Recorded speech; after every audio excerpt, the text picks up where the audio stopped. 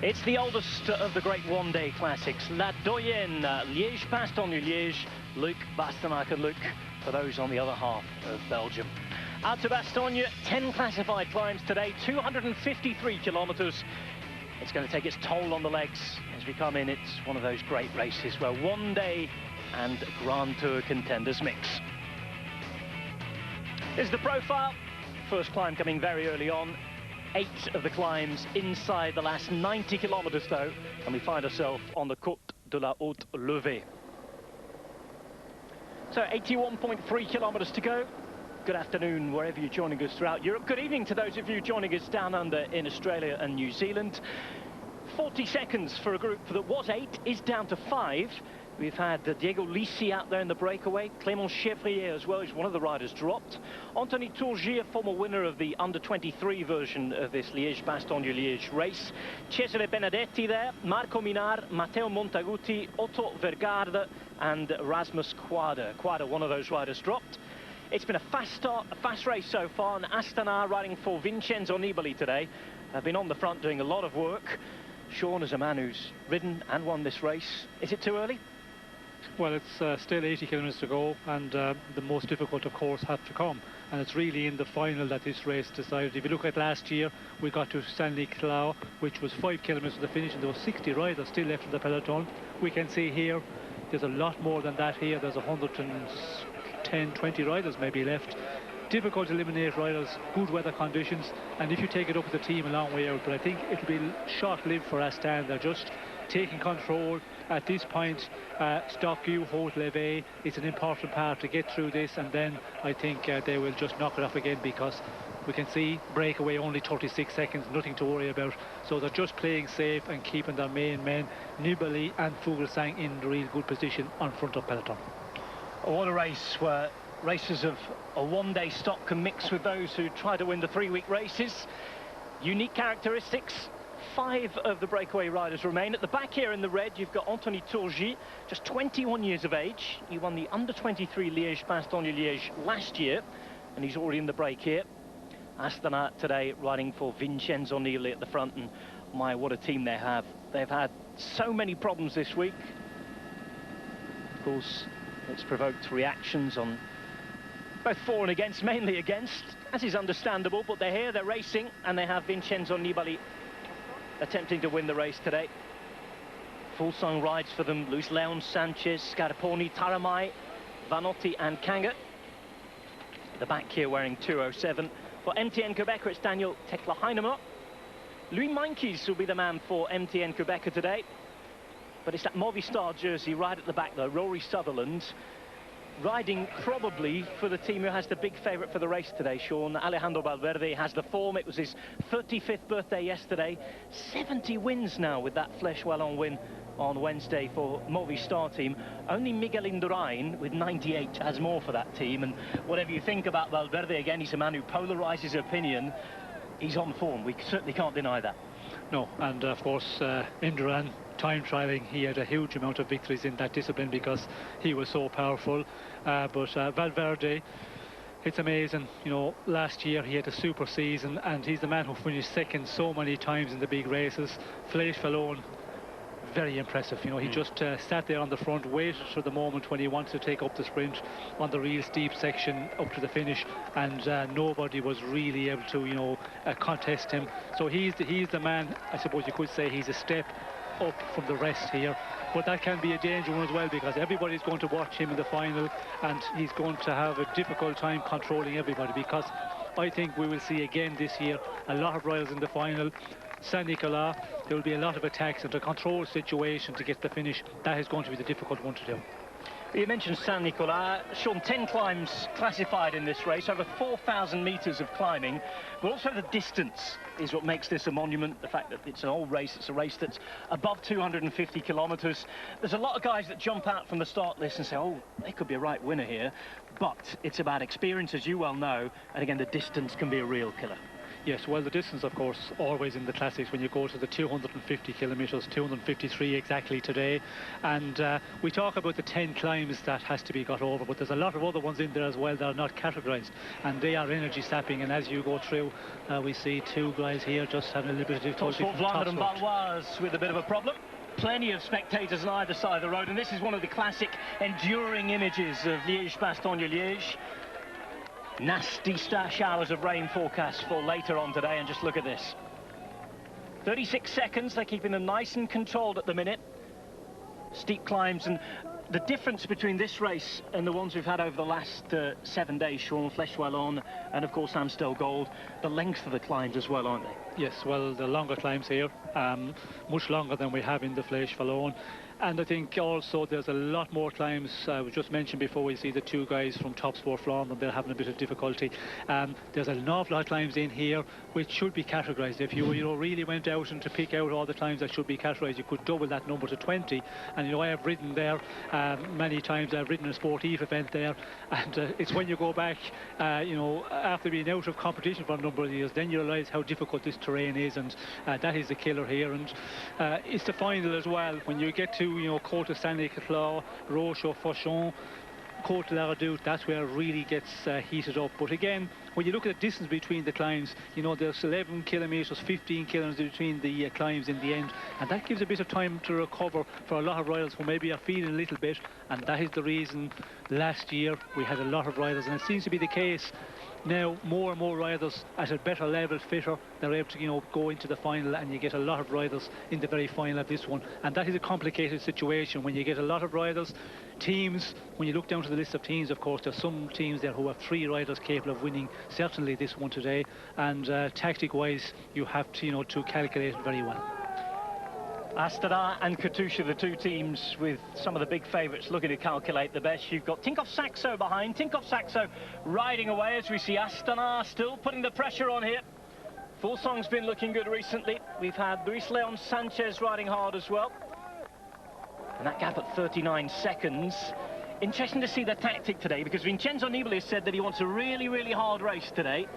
He wants his team to try and get rid of some of the guys who might be stronger than him in the sprint, and that tactic, Sean, will include sending men up the road. Yes, well, I think at this point, if you want to make the race difficult, you're in the part of the parcours to do it now, and start firing guys up the road. And we can see here is that Grifko going in the attack. Do that. Hopefully there'll be other riders who will start putting riders across, and that way it will make it an aggressive race. Because if you just continue making tempo on the front, you just carry everybody else into the final, and with 77.1 kilometres to go, that's no good. You have to really, put in big attacks and really make the race difficult for everybody else. And we're hearing Nibali, that's what he wants. Eddie Merckx playground at the stop of the Stokker. The Stokker, 1 kilometre long climb, 12.5%. 4th of the 10 classified climbs, and that's where the breakaway is right now. Agi Desert, La Mondiale, who had Matteo Montaguti up there. Diego Lisi is a man who has a lot of making up to do. We're talking about riders with misdemeanors at the start. And an attempt to try and bridge them. Look around as Astana have had days to forget. Nibali there in that Italian champions jersey, just following on in the front of the first 10 places. Interesting for Nibali that it's the only race today, Liège-Bastogne-Liège, that he's ridden in every single year of his career. He started off riding for Faso Artolo in 2005 here. He actually finished last, 117th on the day, the last finisher to come across the line, 17 minutes down, and 11 editions later, what a wonderful thing it would be for him to win it. 30 years of age now, Nibali. He said it's a love story and an obsession, this race for him, and with relations to all the other races this week, this is the one that realistically has got a really good chance of winning. Well, he has definitely a good chance of winning, and of course he have a lot of support here in the end. Saint-Nicolas, all the Italians will be out.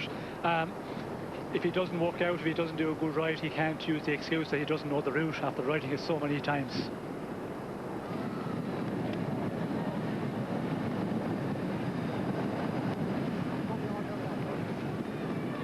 Confirmation that it is Grifko in the pursuit. And look at these supporters. A lot of supporters will be very, very happy if Nibali could pull it off today. It's a huge area of Italian migration down the years, the last 50 years especially. As Sean's mentioned, on the San Nicola, there will be Italian flags just about everywhere. Marco Minard at the back. The Netherlander riding for Wanty Group Gobert. In the middle, in the red, you saw Turgi. And this, on the chase, is Gorka Izagirre. He's been sent up the road to try and chase down Grivko. And you can see Movistar, who would probably favour keeping the race together a bit more for Alejandro Valverde rather than blowing things up, given the fact that he's so good in a sprint. But they'll want to keep tabs on all these attacks out the front. Well, they want to play the card that Astana is trying to do, send a man up the road. So Movistar are doing the same, send a man up the road, and then they have the excuse, well, we've a man up there, we don't have to do all the chasing, and that's what's happening at the moment. So, you know, they are being careful here, and you've got to do that, because otherwise, if you allow Grifko to go ahead and, you know, join up with the guys who are out front, or maybe some other riders come across, and you haven't a man in there, well, then a lot of the teams say, well, you haven't got a guy up there, you have the big favourite Valverde, and that is going to be the difficult one for Movistar. You know, they're going to be looked at, because Valverde certainly, you know, he is that little bit ahead of the rest of the big favourites. Excellent form just the other day. The thing with the Stocco, it's followed in very close succession by the Côte de la Haute Levée. 181.5 kilometres into this 253-kilometre race. This is a 3.6-kilometre long climb at 5.6%. It was brought back into the race very recently, part of the classic trio of hills inserted back in 1952 with the Côte d'Oine and the Oisier, which also returns this year.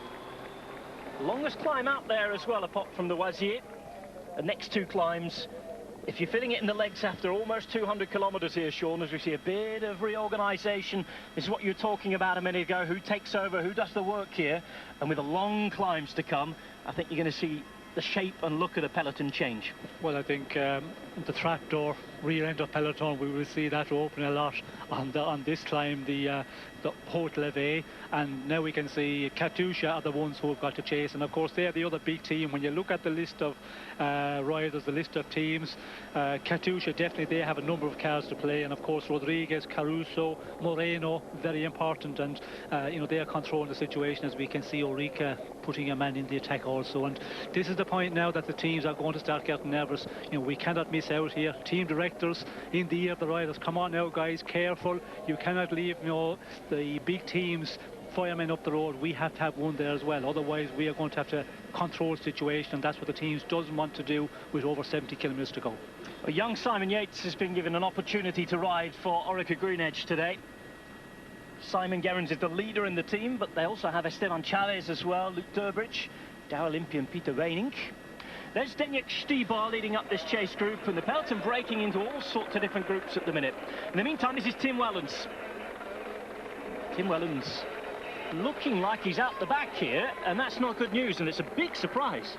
Big surprise to see Wellens, because he was very active in the end of the Flèche Wallonne during the week, and to see him in difficulty. Is he in difficulty, or maybe he had a mechanical problem? I'm surprised if he's starting to suffer. At this point he must have had some little difficulty coming onto the climb.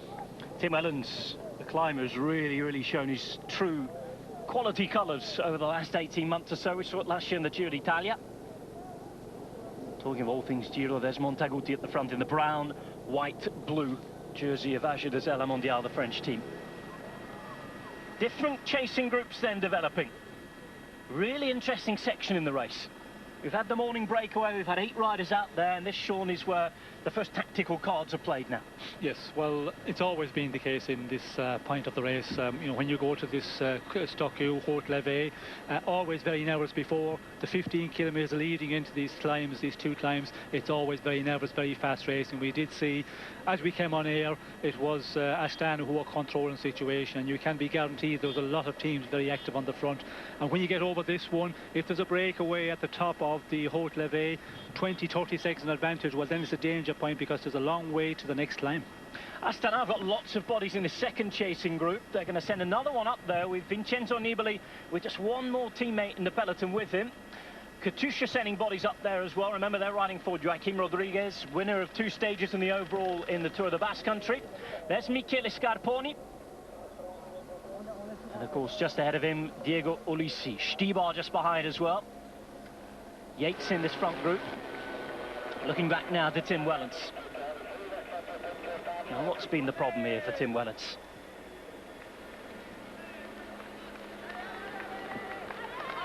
Two-two-three is Bartosz Huzacki. He's riding for Bora Argon 18 here. 45 there on your screen for Cannondale Garmin is Ben King. Wellens looks like he's working himself up through the group. Surely he's had some sort of mechanical problems, had to drop back to the car. Well, it looks very like this. He's had a problem because he's going through the riders very quickly. We can see the way he's down on the drops there. If you're really suffering, I don't think you'd be doing that. You'd be just up on the hoods and, you know, trying to just limit your loss. But he seems to be on his way back, so it looks more and more that he has some sort of a mechanical problem. Nairo Quintana there as well for Movistar. 32 is Jakob Fuglsang. And Nicholas Roach looks to be in this group as well for Team Sky. Sky with an interesting team today in the fact that it lacks a real clear leader. Roach has been given an opportunity to lead the team himself, but of course, in terms of the big names, you've got Roach, you've got Enau who's riding really well, and maybe even Lars Petter Nordhaug. Well, Roach have the first number of the team, 111 of course, but does that mean he's the leader? I'm not too sure. I think that they should be able to play more cards here because they haven't got, you know, an outright leader. So there's a good number of riders. Heino, as you mentioned, Nordhaug, Kirienka as well. If he can get into a move, you know, a bit further out, he's powerful and he can go a long way. So they've got a lot of riders who could do a performance. I think Nicholas Roach will be the one who will just try and stay with the leaders and do something in the final, but I think we could see them firing other riders up the road a bit further out. Fuglsang and Astana pushing riders up. We see Movistar get 3 riders into this chase group as well. In fact, chase group that has joined the breakaway. It's now the head of the race. On this 3.6 kilometre climb of the Haute Levée.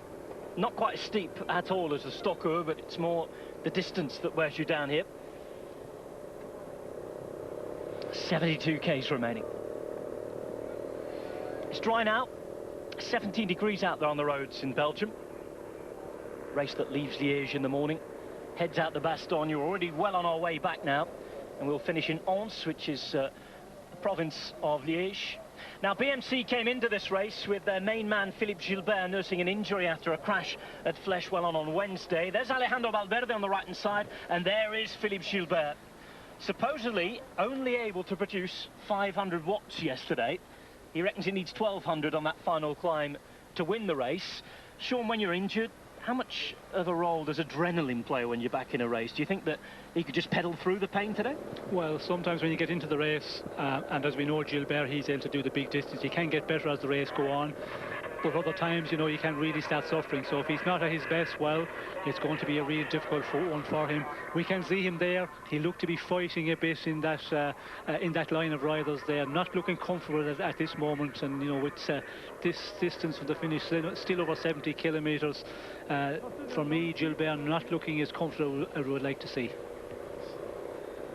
Esteban Chavez in the front group there for Orica Green Edge, winner of a stage on the Tour de Suisse. Astana again, really playing a numbers game here. They're getting a lot of bodies into the front group. Katusha with a couple of riders up there as well. Composition changing all the time. Really, really active race. By the way, the first hour was 43 kilometres. Average speed after 3 hours today was 40.4 kilometres. Tinkoff Saxo today, we are told officially, racing for Roman Kreuziger. Former winner of Amstel Gold Race, but in the pre-race press conference, pardon me, is with 500 metres from the top of the Haute Levée, it was Sean Yates who was saying, well, actually, this is a race much more suited to Roman Kreuziger because of the longer, steeper climbs. What's your opinion of that, Sean?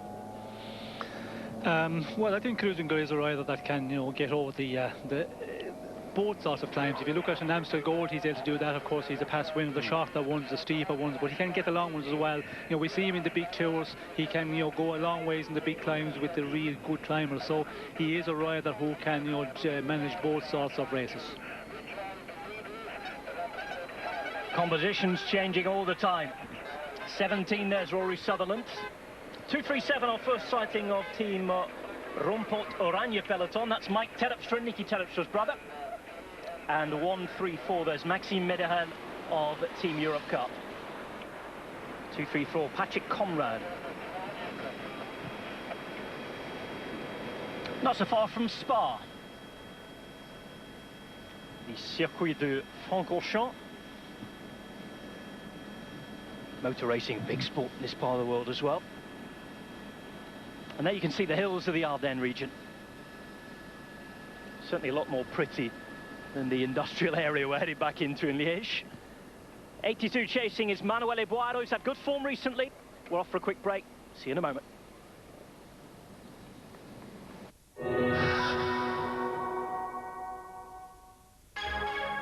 First class cycling with Alpecin caffeine shampoo.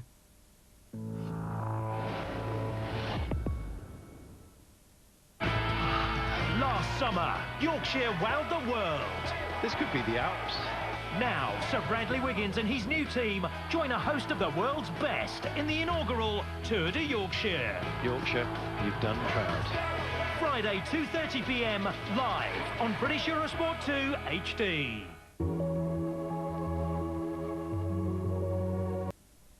Get a show-stopping deal on super-fast fibre-optic BT Infinity in the BT Blockbuster broadband sale. Featuring the BT Infinity Hub 5 for our most reliable wireless connection ever. It's £7.50 a month on a 12-month contract. Don't miss the BT Blockbuster broadband sale. Switch to BT Infinity today.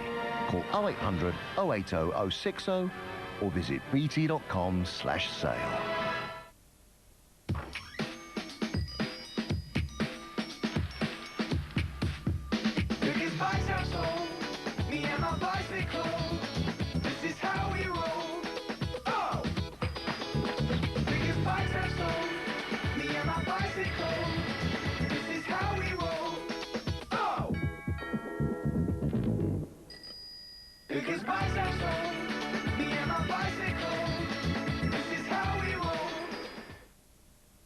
This is not a bike. It is a doorstop. A coat hanger. A filing cabinet.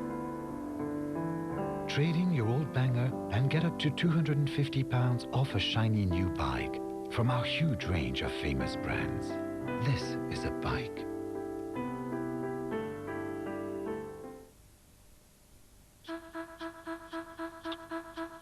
Local banking is a way of doing banking that's about people helping people. And because you can do it on your mobile, tablet, computer, by phone and in branches, you can do local banking wherever you decide, whenever you decide. That's what TSB likes to call local banking on demand.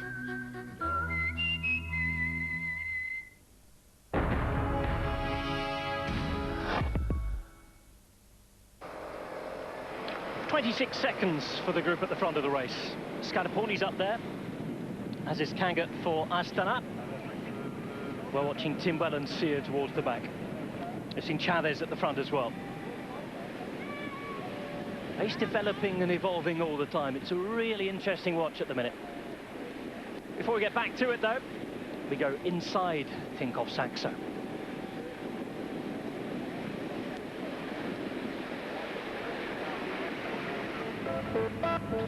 So, Belgium, Spa, the hotel of the Tinkoff Saxo team. 8 AM, the morning of Flèche Wallonne, one of the biggest races of the season.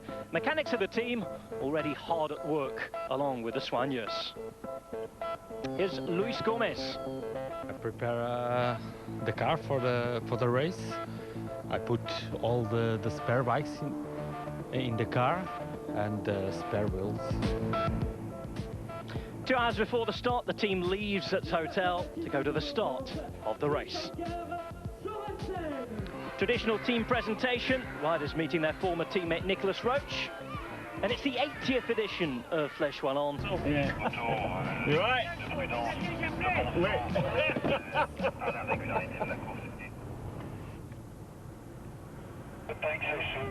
Tout okay? Yeah. Good. Katusha Paul, wo ist der Paul? Okay. Ciao.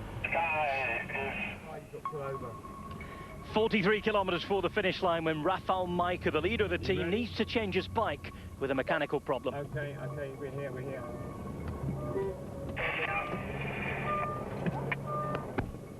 Doesn't seem like his best day. Majka,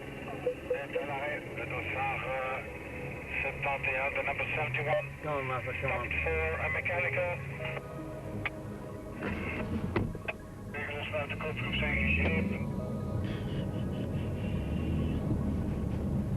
Good job, guys, good job. As steady as you go. We're going to turn left in a minute. We've got that long downhill with the headwind, so there you can move up and regain the back of the bunch. One of the main favourites of the race, Flèche Wallonne, Philippe Gilbert, crashing with 45 k's to go and forced to abandon. Gilbert is out of the race. Gilbert's out of the race. So it's Valverde. We've got to look for Rodriguez. I can see him just in front of you. Just shadow him. Good job, boys. Time's down very fast. So on the last climb before the Mur de Huy, Côte de Chahave, 5 kilometres before the Mur.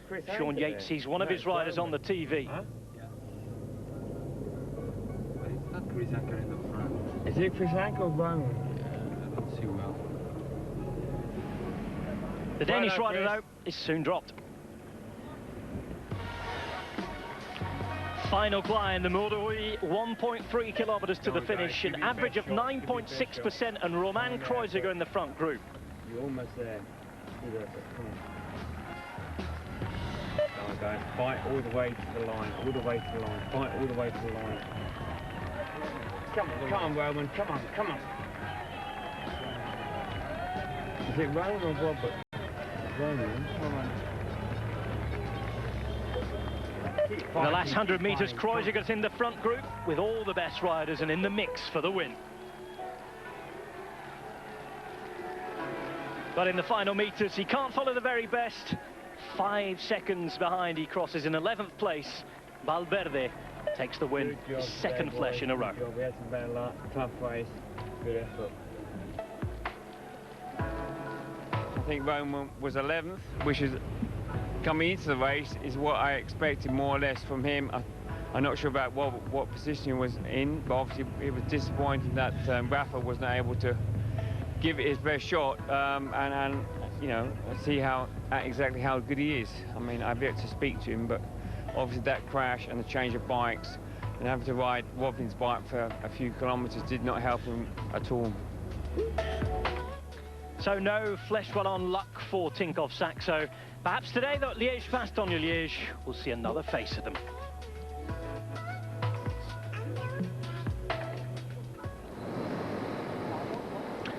Back outside with Tinkoff Saxo. They're in the break at the minute. 24 seconds for this group of riders. Number 3 here at the back for the Australian team, Orica Green Edge, is Esteban Chavez. Manuel Boiro's been doing a lot of work for Tinkoff Saxo up there. Scarponi is there as well as we're on to the Col de Oisier. 4.4 kilometres long, 5.9%. Juliana Redondo with them as well. Although the Colombian riders this time for Trek Factory Racing, who today, by the way, are said to be riding for their Dutchman. Their new signing, of course, Bauke Mollema. And Tanel Kanga also, though. It's an interesting group, this at the front, Sean, and one that's very, very strong in the climb. Yes, well, it's the tactics you could forecast at this point in the race, where those teams going to try and put men up in the move, and that's what, you know, some of the teams have done. And we can see here Katusha are the ones who are doing the chase, and they haven't got anybody out there. So good work by the teams, and especially the teams with, you know, the favourites here in the race. Put a man up there in the breakaway, and then, you know, you do not have to take control of the peloton. So Col de Oisier, that's what it looks like. Steep start, drags up through the trees thanks to @Velo Viewer. Katusha with some work on the front.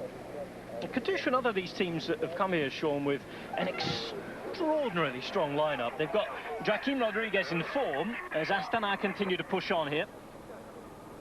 Kanga and Scarponi working well together. Redondo behind, Boiro is with him as well. Chavez looks like he's the only man who can follow Astana at the moment.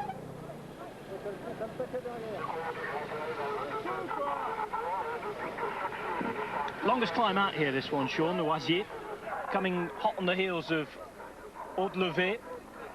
And the reason they're pushing on is because Katusha are bringing things back at the front of the peloton. Yes, well, this is what Vincenzo Nibali talked about in the pre-race press or interviews. He was saying he wanted to make the race difficult. He's certainly doing that with his team, and we can see the two men from Astana, Kangert and Scarponi, really pushing on here and putting, you know, the other riders who are up there, Chavez and Boraro, you know, it tells how fast they're going. But with 18th, 19 second advantage, you know, they have to really dig deep now and really keep the pressure on and not allow the peloton to pull them back, because then they're back into a situation where you have to go in the attack again. So for Astana, I think tactic-wise it's working out well for them at the moment, that they're really pushing a lot of riders under pressure, and it will eliminate a lot of riders out of the bunch as well, because if you ride here at a slower pace, you'll have so many riders will tag along, and then you get to the final with 50 or 60 riders, and that was the case last year.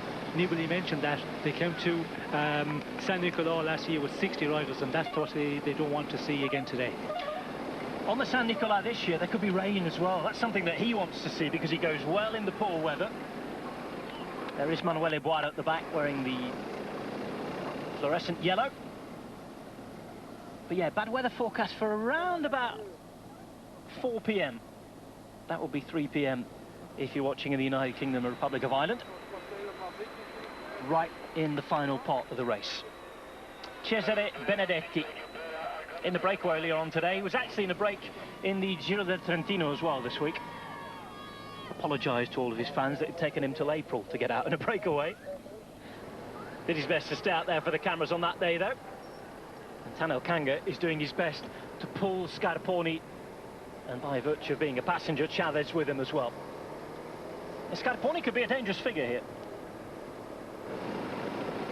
Well, I think he's going to have to sacrifice now for the team. When you're out here at this point, you know, it's over 60 kilometres to go. With the peloton at 30 seconds, and they are 31 seconds, they are pulling it out, so that tells how, you know, fast they're riding up front.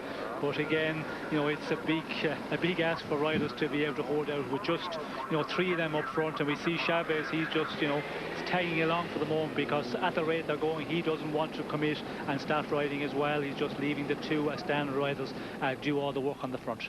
Well, remember, interesting to hear from you wherever you're watching around the world today. Please get in touch with us. It's #HomeOfCycling on Twitter, @RobHatchTV, if you want to tweet us in your opinions, thoughts, and perhaps even predictions. Gumenk and Katusha, what a run they're on, and they've had some good news this week. They've managed to re-sign Alexander Kristoff. He's the first rider, pardon me, on the roster for next year. They'll be hoping today that Joaquim Rodriguez continues that Basque Country winning streak. He's 35 now. He's finished second on 2 occasions in this race. And for the first time in about 3 or 4 years, he comes into the race having not been injured. There is Boaro. Strong time trialist, the Italian. Chavez here at the back.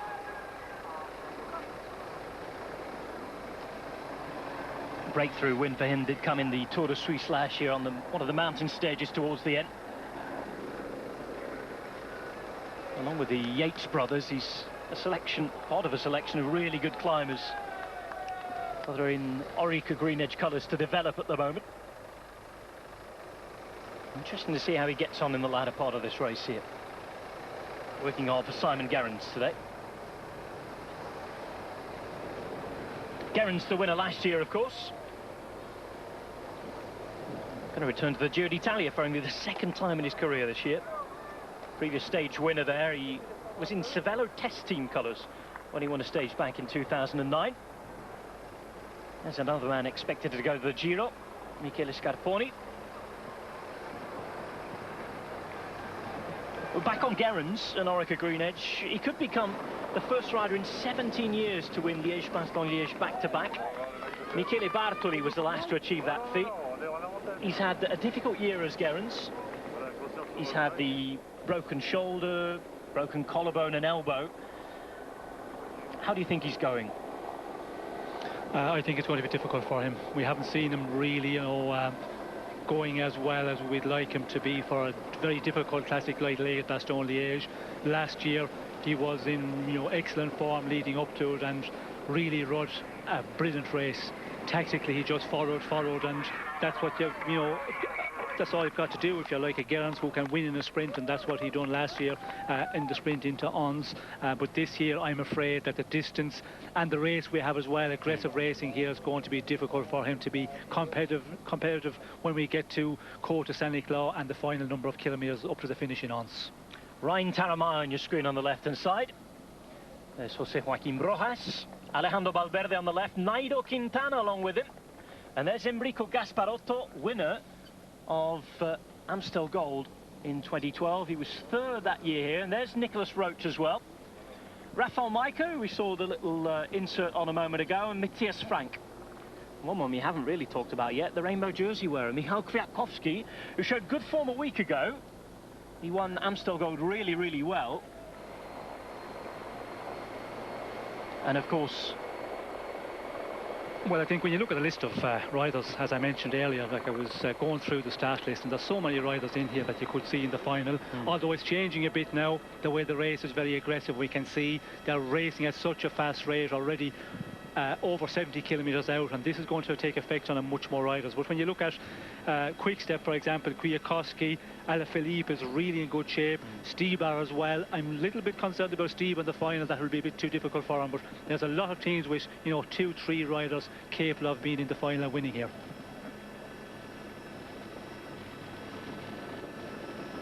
.54 seconds all of a sudden for the head of the race. And that shows a really good job being done by Tanel Kanga on the front.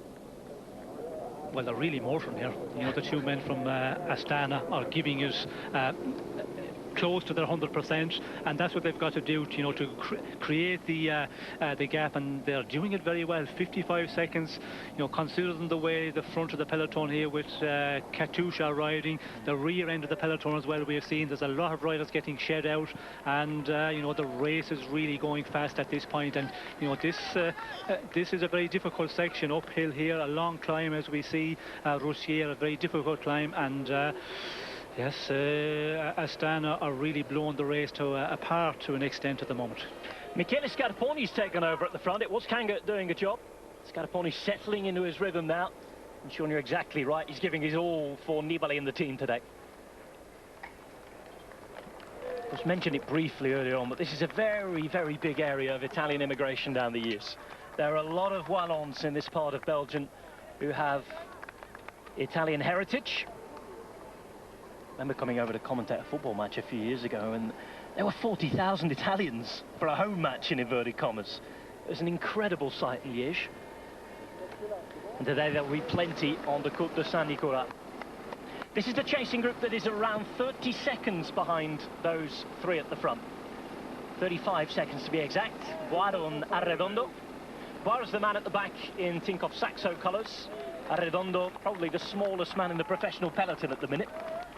Have a special bike made for him. Had a lot of work done down in Spain in around December, January time with the bike fitters, did Julian Arredondo. King of the Mountains at the Giro d'Italia last year.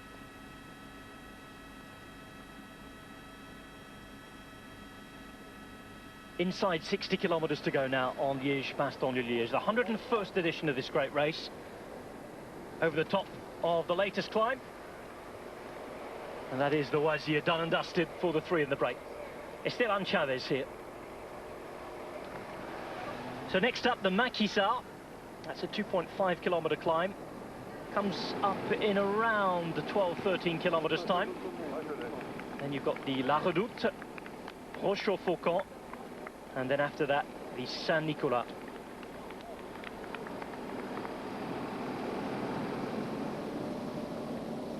Movistar take it over at the front. Gasparotto racing very close to the front as well. Interesting, we haven't seen too much of Enrico Gasparotto over the spring. He's actually been on Mount Tedi in the Canary Islands for 35 days at an altitude camp. That's a long time to spend at altitude. Well, I ask myself how the riders can do that, you know, go to these training camps, and especially altitude training camp in 35 days.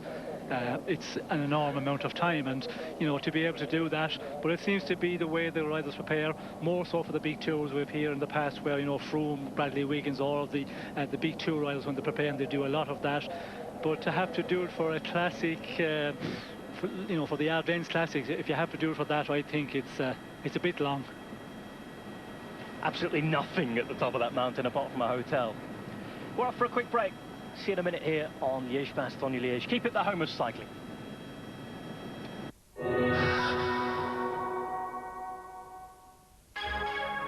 First class cycling with Alpecin caffeine shampoo.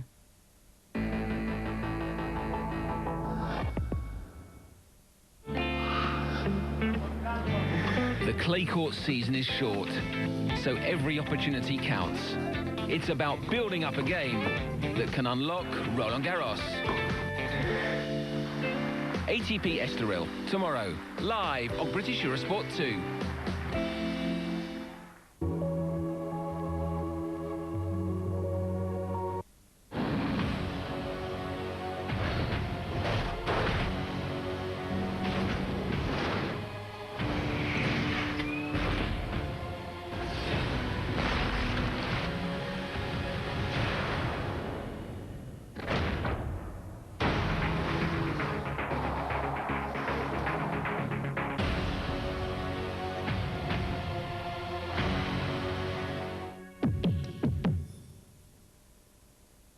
Eight time zones later, you finally reach this booking lavish Tokyo hotel.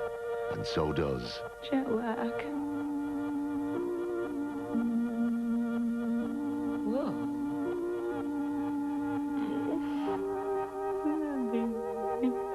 But you booked a room with The Switch. You got it booking right. Booking.com. Booking.yeah. The Somersby Estate, the famously historic home of Somersby original apple cider. When Lord Somersby spotted a single apple tree, he had an idea. This will make a fine, refreshing cider. And so it began. With help from his loyal subjects, soon the refreshing Somersby apple cider was delivered far and wide, even to Lincoln, Napoleon, and Cleopatra. Or at least that's what I heard. Somersby original apple cider. Unreal history, real refreshment. You don't get much for $2.50 these days. It doesn't get you through the opening credits of a movie. But don't worry, PlusNet will give you all the broadband you could ever want from just $2.50 a month for 12 months when you take line rental.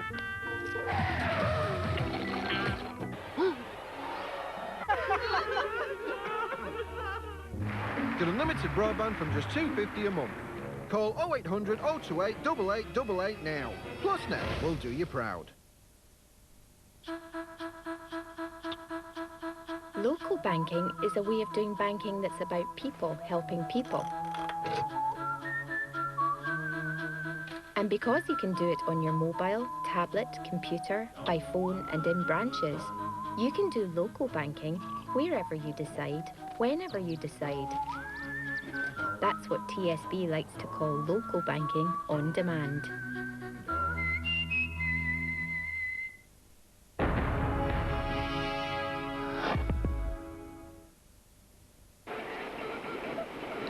Zdeněk Štýbar, second in Paris-Roubaix not so long ago. 2 weeks ago, in fact, he's managed to keep his form into the hills as well. After going back to the cars at the minute. I think we don't need to see those comfort brakes either.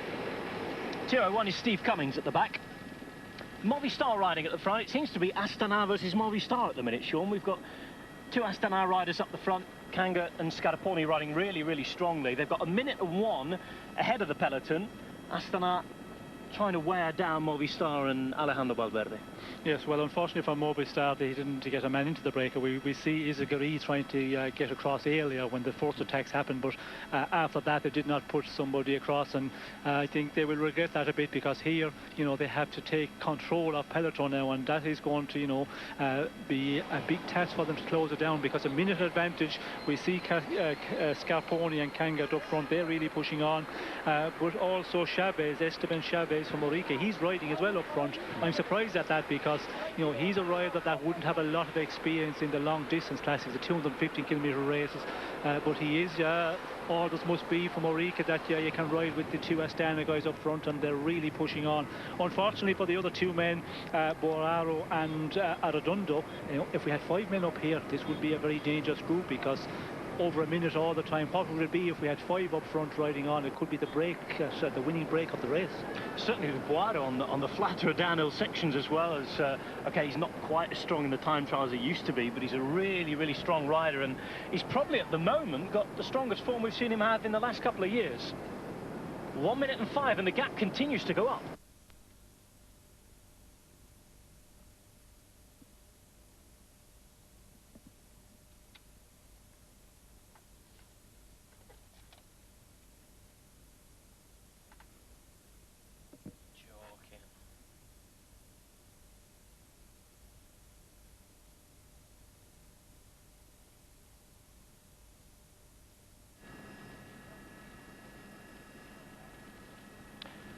Well, seems as though we've lost live images, I'm afraid. Doing our best to get them back. And whilst we do that, it's probably time to go off and take a quick commercial break. There are around just over 50 kilometres remaining on Liège, Bastogne, Liège. And thankfully, we've got them back. No need for a break yet then. Bit of a scare there, hot and mouth stuff, despite what was happening in the race, which is fantastically interesting at the moment. Those 3 riders up there at the front. Signal is back again.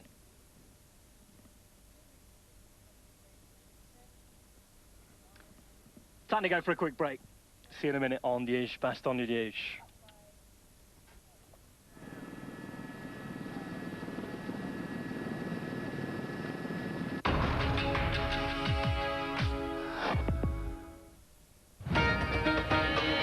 A piece of advice from me. Open your senses.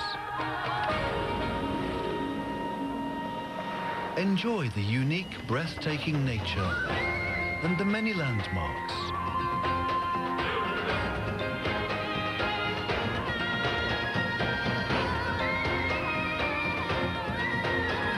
Enjoy Bulgaria. Bulgaria, a discovery to share. Satliche, made from sport.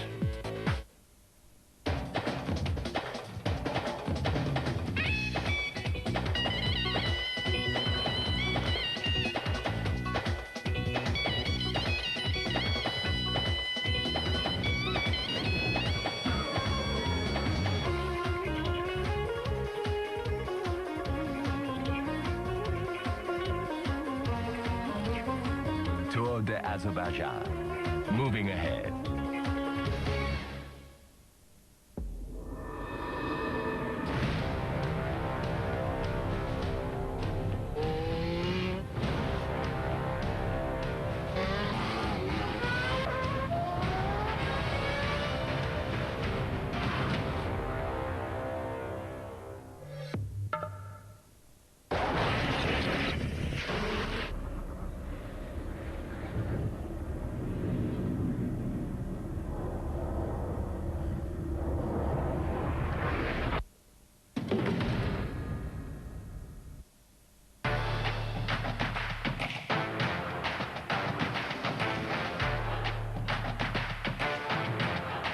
Skechers Sport.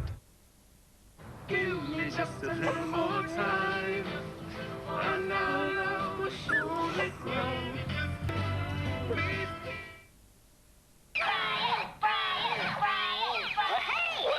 Get your free Brian toy when you buy car or home insurance through...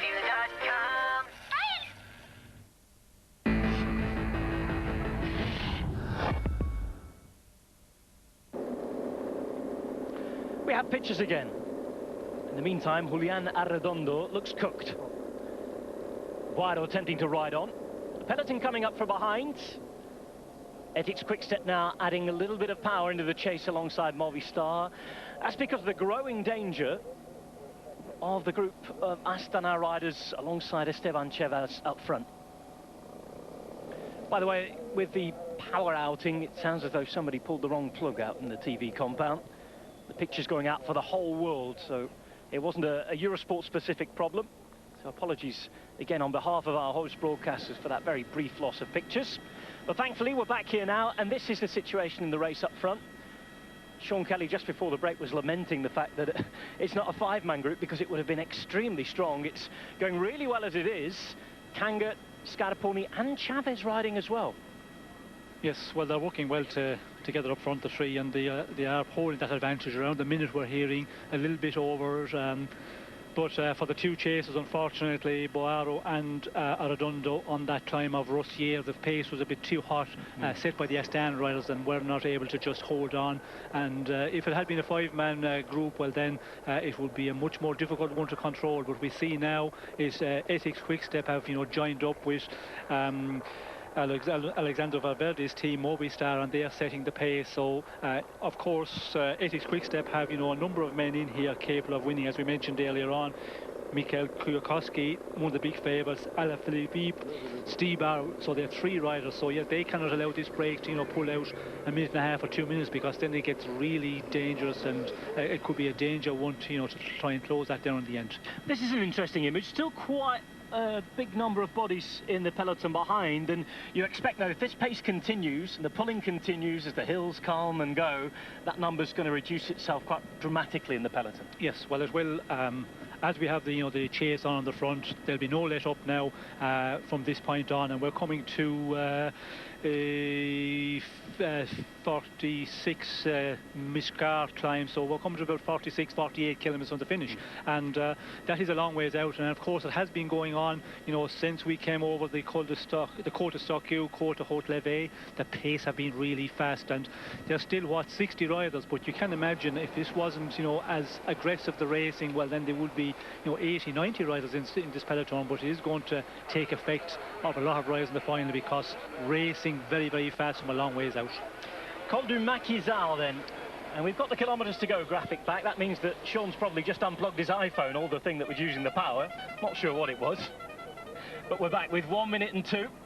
There's Manuel Boaro caught by those advancing behind. Lagoutin is the rider from Katusha, now racing with a Russian licence, the former two-time Uzbek national champion.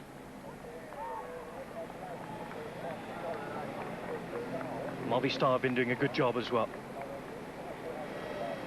Ferrada and Izaguirre.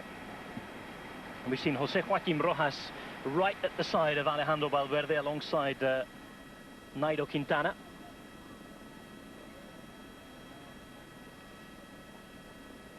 One minute and 2 the gap. Brief cessation of hostilities. The gap maintains itself at around the same level. 27, there's Petr Vakots, by the way, the third rider from Ethics Quickstep. He's the Czech rider. Julien Alaphilippe, who was briefly mentioned earlier on, finished a brilliant second on Wednesday. Flèche Wallonne, though, still a very, very different race, though, than this. 50 extra kilometres here, and that's for a start. Longer climbs as well.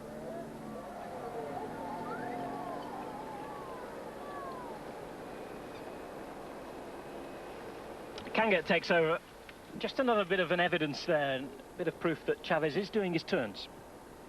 Yes, 55 seconds. He is contributing, and of course, when you're with two riders, stand riders from the same team, you're not going to give it as much, because in case this one, for some reason, the peloton doesn't close this one down, or they go into the final, well then he is going to have a bit of problem with two riders from the same team. But he is, contributing a bit, and that is good to see. We can see in the front of the peloton, it's Movistar, Gerardo and Izaguirre are really pushing on. But we did see there's just a single line of riders. We can see Tim Wellens is back in that group there as well, so he must have had a mechanical problem leading into that Stockeux Haute-Levée climb area. It is really pushing on, and when you see one line of riders, that tells you the pace is very, very high. Rafał Majka in there. We've seen in the middle of that three-man group riding for Tinkoff Saxo is Roman Kreuziger. Joaquim Rodriguez up to the front. Simon Yates looking good as well. 49 seconds And that long line here, as Sean was just describing, is starting to force a few casualties at the back. Steve Cummings hanging on for dear life. 115 there for Sky's Vasil Kirienka. 7 is Peter Weining. And 101 there, Tony Galopin towards the back of the group. 24 on your screen, Brambilla. 211 as well is Julien Simon. Sergio now right in the middle of that group too. There is Julien Alaphilippe, the number 22, and he is right behind the rainbow bands of Michał Kwiatkowski. An interesting line to bring you, by the way, from BMC Racing is that Ben Hermans wasn't feeling particularly well before the race today, and he had to pull out at the first feed zone. So no Ben Hermans, and that's a big miss given the fact that he was a winner of Brabantse Pijl, the Flèche Brabançon, around 10 days ago, and rode really, really well in Amstel Gold last week. Yes, although I think in this one the climbs again will be a little bit long for him. He is very strong on the more punchy, shorter climbs. This one today I think he would have difficulty, but we can see a lot of the favourites there a long ways down the peloton and suffer. We see Haino from Sky a long ways down in the group.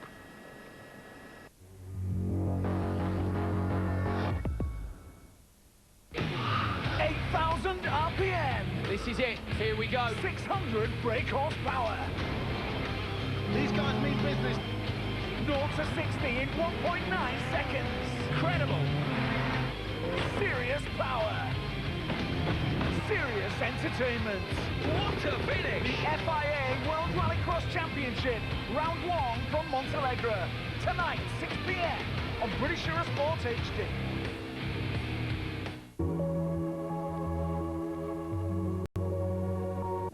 The real question that needs to be asked is, what is it that we can do that is impactful?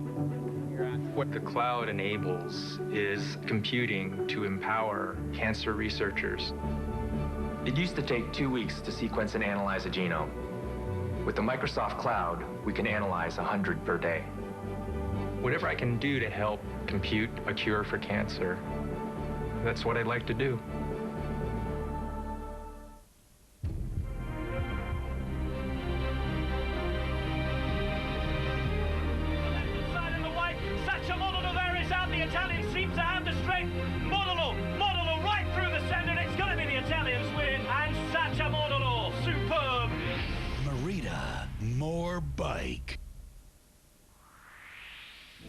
An idea revolutionizes the kitchen environment.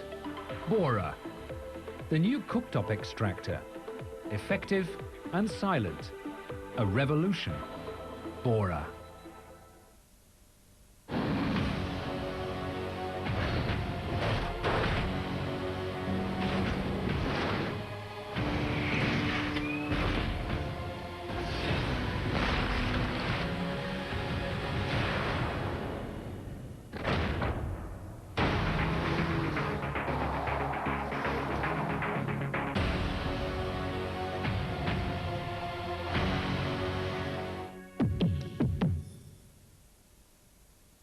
If you fall ill abroad, we'll help find a doctor who speaks your language. Just part of the Kiss and Make Better service we deliver daily. American Express.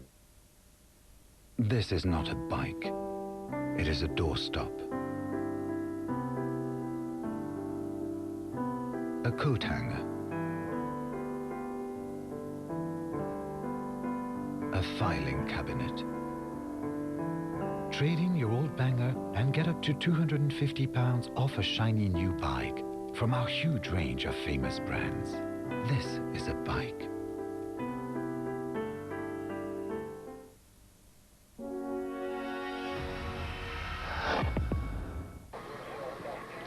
Well, for the benefit of our viewers on British Eurosport who've just rejoined us, we've had a crash at the back of the group. Rafa Valls asking for a new front wheel, and Dominic Nertz, after going down, back up. No other casualties, thankfully. Well, in terms of safety, not a bad opportunity to show a little clip that ASO, the race organisers, provided for us. You've seen all sorts of problems with spectators getting involved, and this is a bit of viewer information that they've produced and asked us to show. Here it is, security by ASO.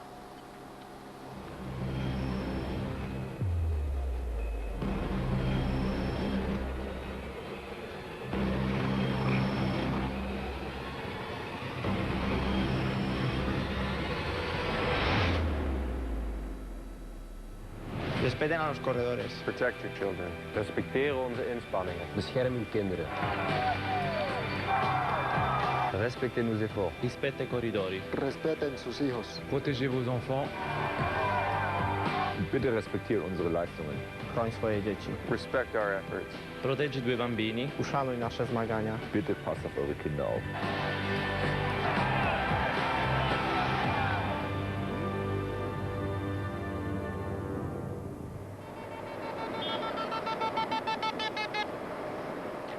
.7 kilometres remain on the 2015 edition of Liège-Bastogne-Liège. It's the 101st edition of the Doyenne, the old lady of the classics. And out there in a break of three, Michele Scarponi, Tanil Kangert and Esteban Chavez. Italy, Estonia and, of course, Colombia all represented.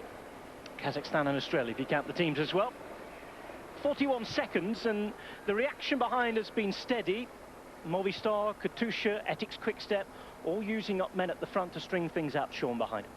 Well, that is what the Astana team set out to do. Really make the race difficult, make the peloton as small as possible before we get into the very final. And that means as we get to probably Côte de Roche-au-Fauchon, which is 19 kilometres out, more so to the Côte de Saint-Nicolas, which is very close to the finish, only 5k to go, and it's working out quite well because we can see back in the peloton, there's not as many riders that you would have. If it was a kilometre an hour, 1.5 kilometres an hour slower. There's another crash. Oh dear, and this is a big one. This is not good news. Nicholas Roche is down. 43 as well. There is Nathan Haas. 217 involved for Cofidis is Stefan Rossetto. There's Dan Martin as well. Dan Martin, who bad luck just seems to follow him absolutely everywhere. Matthias Frank too down for Yam Cycling, and this looks like a really bad one. Pierre Roland from Europcar. Nicholas Roche just being attended to by the doctor. Roland is lying down next to him. Nicholas Roche, thankfully, has at least moved an arm and managed to take his helmet off there.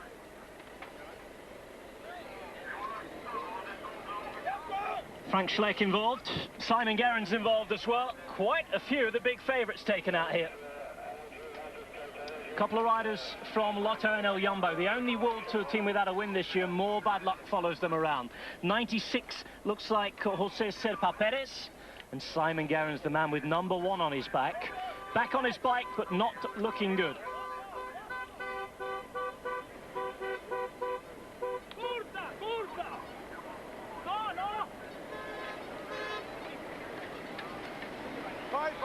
We can see Nicholas Roche there. He is in conversation with the, is it a team helper? Looks like that. Looks like somebody from Sky, yes. Yes, looks like he's holding his wrist or his collarbone, so not looking good as we can see. Darryl Impey was involved as well. That's José Serpa Perez, the man in the pink and dark blue. Dan Martin standing up as well. This is how it happened, Sean. Yes, we can see just at high speed and at both sides of the road, in the middle of the road, of course, everything blocked and riders trying to, to avoid it left and right. Alaphilippe was involved. He managed not to hit the ground. Number 8 there's Simon Yates as well. Nibali, as you can see, caught up with it. So it's happened right at the front of the group, this. Yes, so I think, everybody on the limit here. They're racing at such a fast rate for a long time. A lot of riders, suffering, and fatigue starting to set in at this point with just over 40 kilometres to go, and that's what you get. And also taking a lot of risk, riders wanting to move up. Very, very fast section there, and we could see very much to the front of the peloton. It is, in fact, not Pierre Roland involved. It is Arashiro. Yes, Pierre Roland, we see he was up and starting to move about, but it looks like Arashiro also holding his left wrist or collarbone. He's a man who's improved in these races fantastically well the last couple of years. He's become a really good Ardennes week rider. Important man for his team, but it looks as though he may well not be taking much more part in this race. And it goes on, these crashes. We see last Wednesday in the Flèche Wallonne, so many big crashes again today, and we see Nicholas getting back up here, a little bit of mark over his right eye, but yeah, he's considering the spill that they took there, coming out quite well. Such horrible luck for Nicholas Roche. Gets a chance to ride for himself here, and he's out in a crash. Looked, by the way, he was being held there, that he'll be off to hospital for a look at those injuries. Not what we wanted to see, but as Sean said, it happens in this style of racing. 40 kilometres to go, 30 seconds now for this group, and what sort of an atmosphere does that create in the peloton when you've seen those things happen? Does it take a little while for everybody to settle down again? Well, depending on who was in the crash, who was involved, and we did see some of the big favourites. Nibali, of course, we see him, but he got away very quickly. It's Movistar for Valverde who has been riding in the front, and you know, as the race is fully on, and it's been on for a long time, there's going to be no waiting around. Of course, you know, the Astana team, the riders. We've seen that here with a small group at the front. A much smaller group, and that's, you know, eliminated a lot of riders again. And you know, if the big favourites are back in, well then, you know, it's going to continue. And 24 seconds, it definitely haven't slowed up, because the gap is coming down. And out front, the two Astana riders with the Ulrika Green Edge, they're really pushing on all the time as we come to Côte de la Redoute. La Redoute approaching then. 22 seconds for Scarponi, Kanga and Chavez. And this is all that's left at the minute, chasing on behind. Riders trying to get back on all the time, nursing injuries, making sure bikes are still working. Edix Quickstep unaffected. Kwiatkowski third wheel and looking good.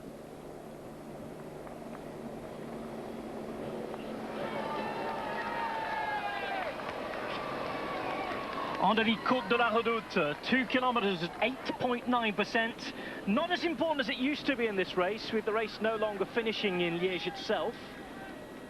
But La Redoute, since 1974, is always La Redoute. It's a monument in itself, this climb, and of course a hugely important spot for the crowd. The real race really beginning here now, Sean.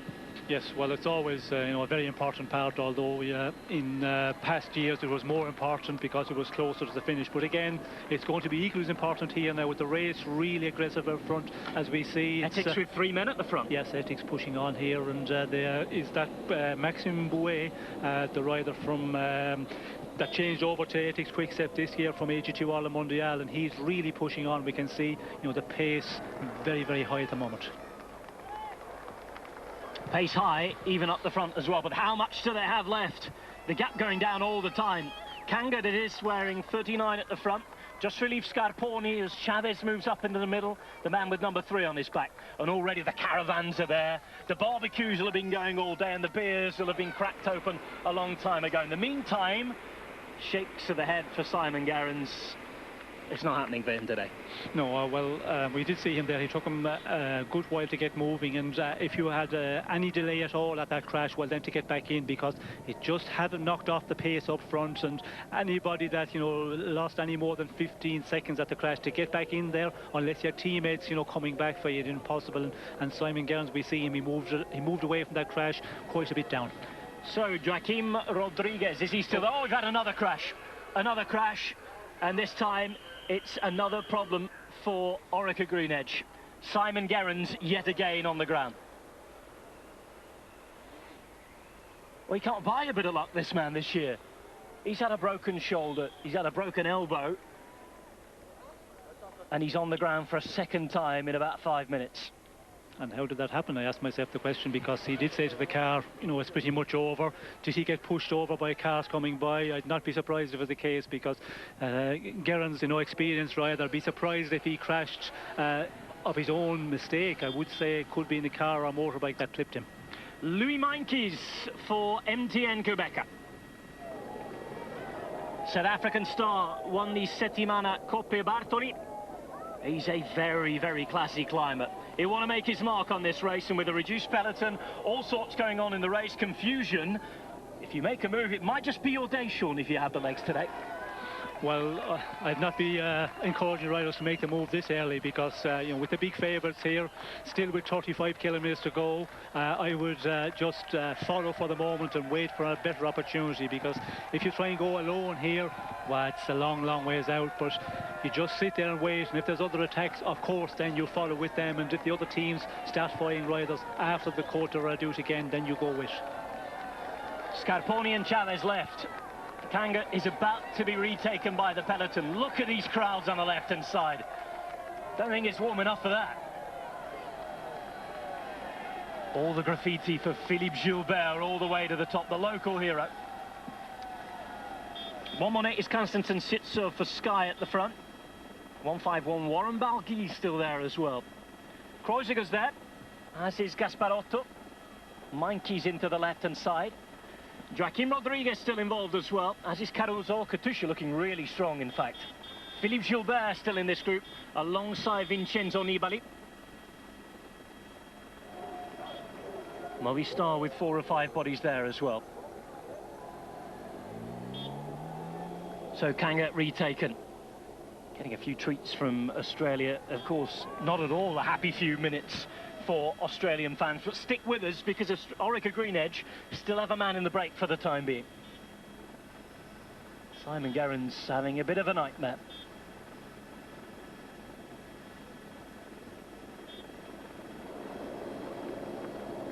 There's Sitsov on the left-hand side. Gasparotto riding well to the front today. He's in the blue on the left-hand side. Right through the centre in his Czech national champions jersey, Zdeněk Štýbar.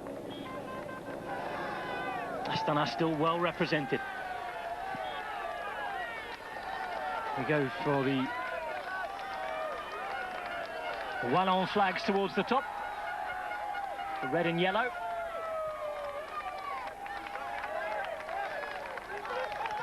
Still 21 seconds here. On row Catalan Flan, who obviously hasn't seen our safety video, standing in the middle of the road up the top. Not really to be advised when the peloton comes through in just a moment's time. The reigning champion, though, Simon Gerrans, looks like he's out. We've seen the man who won it 2 years ago, Dan Martin, down injured as well. Didn't look good for Dan. So selection being made by those tired legs, more importantly by crashes. Much more dramatic effect on the race than anything else so far today.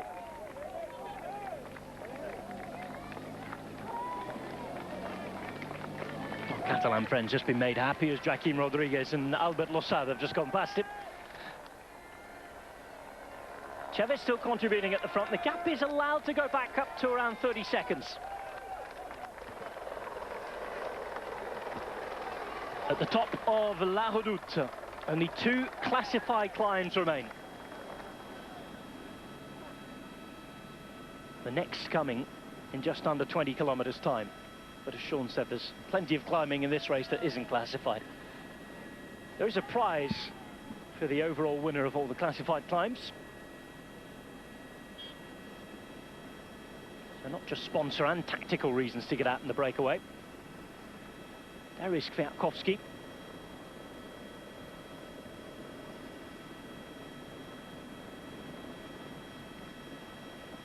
Kwiatkowski hoping to win in the rainbow bands, of course, as he did in Amstel Gold last week.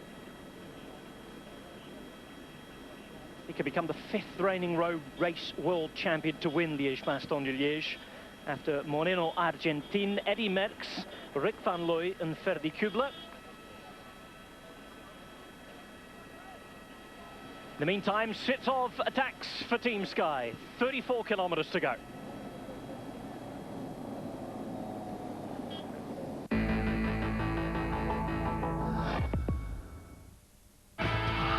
Last summer, Yorkshire wowed the world. This could be the Alps.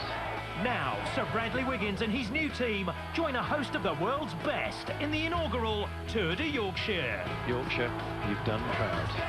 Friday, 2:30 p.m, live on British Eurosport 2 HD.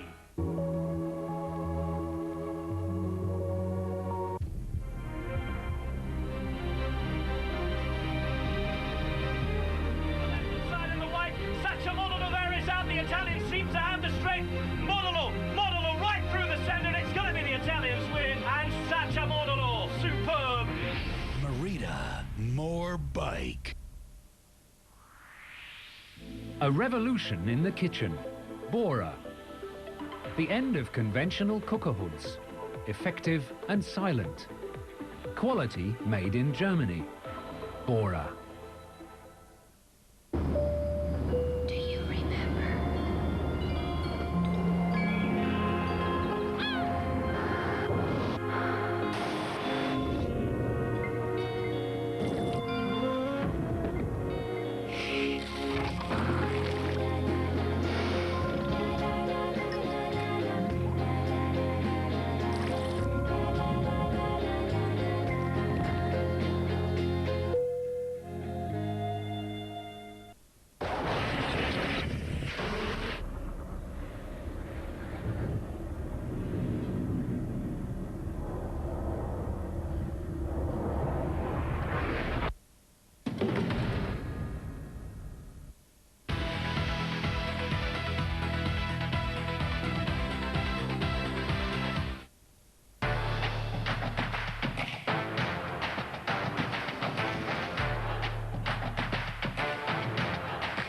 Nature's sport.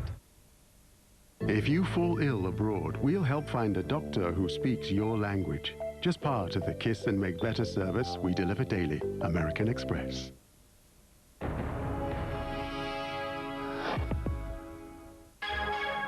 First class cycling with Alpecin caffeine shampoo.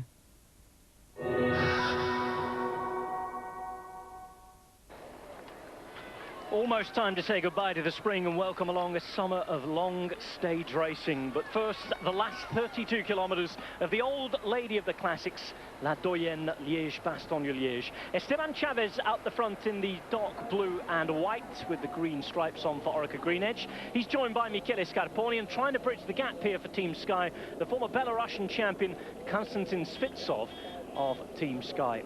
So, Movistar chasing, Katusha chasing. Astana on that last climb were just content to control the rhythm a little bit, weren't they? We could see a lot of the Astana riders to the front here, and you know, they are just going to play the card, hang around the front, and you know, allow the other teams do all the chasing, and that's what they've been doing for many kilometres now, and it's worked out quite well. We did see there as we came to the Côte de la Redoute, it was closing down very quickly, but there was a little bit of downtime at the start of the climb, and the gap has pulled out again to over 30 seconds.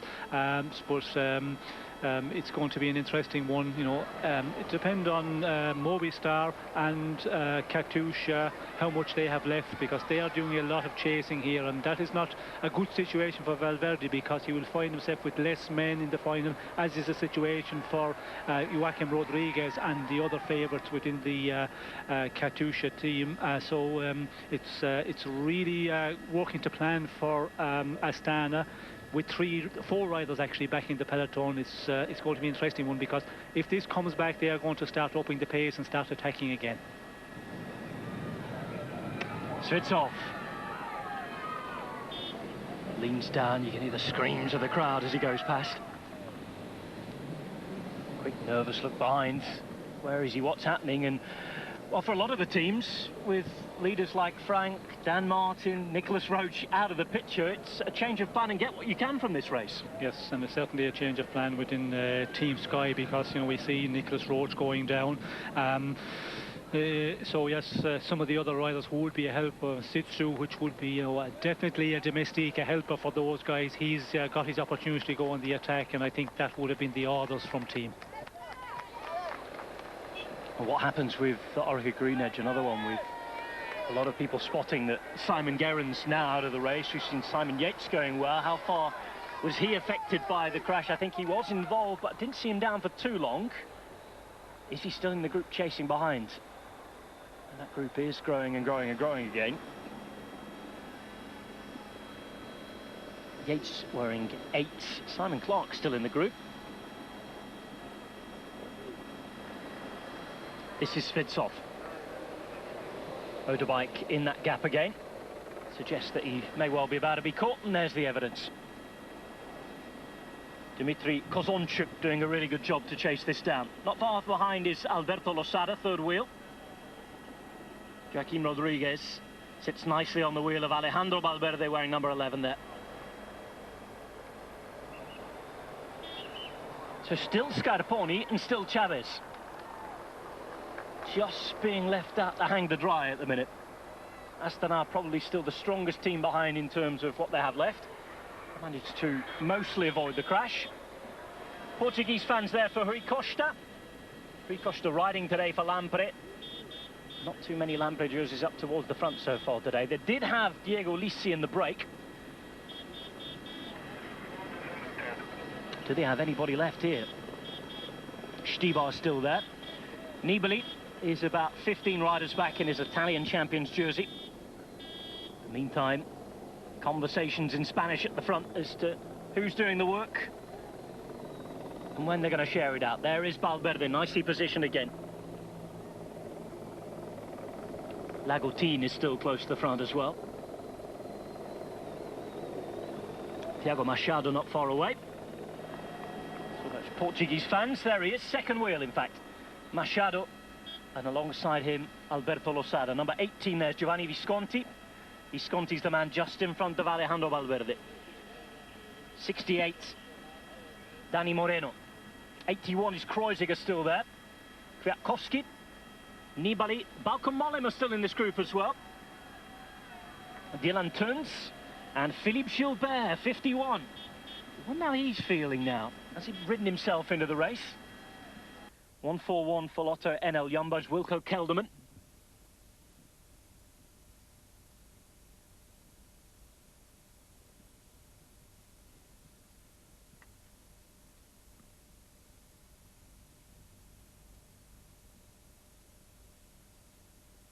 Well, it seems as though we've lost images from the race, unfortunately. Just looking at recorded images whilst the engineers on site again attempt to get things back working and in order for us. Now that there is some particularly bad weather hanging around the finish today, storms forecast for the finish, in fact. Certainly hope that it isn't affecting things too much and we can get the pictures back. Again, this has happened earlier on today. Remind you that isn't a Eurosport problem. Problem that has come from the engineers on site at the finish in Anse.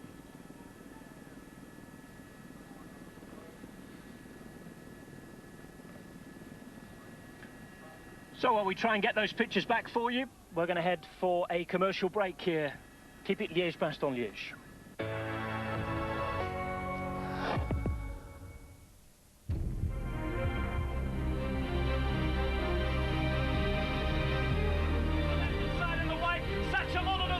The Italians seem to have the strength.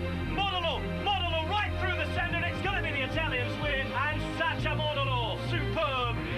Merida, more bike. A revolution in the kitchen. Bora. The end of conventional cooker hoods.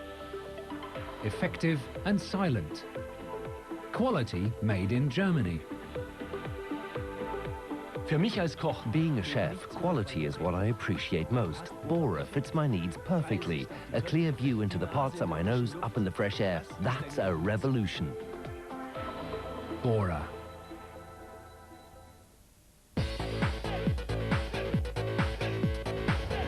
Salice, made from sport. I wanna see a rainbow, something beautiful. If only for a while, I wanna see you smile. Shine on, like the sun in the desert. Shine on, like the sun in the desert.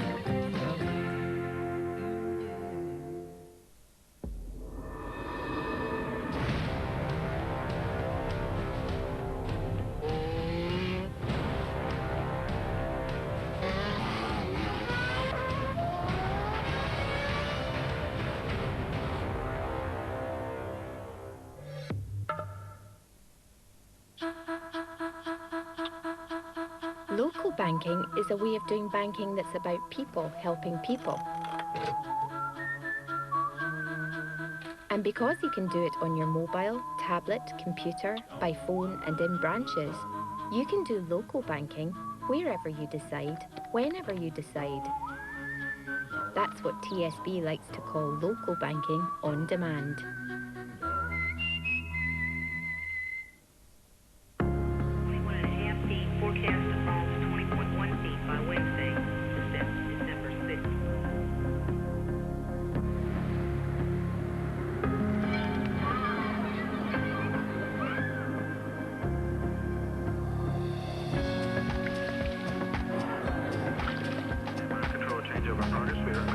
The new BMW 1 Series. Pure BMW.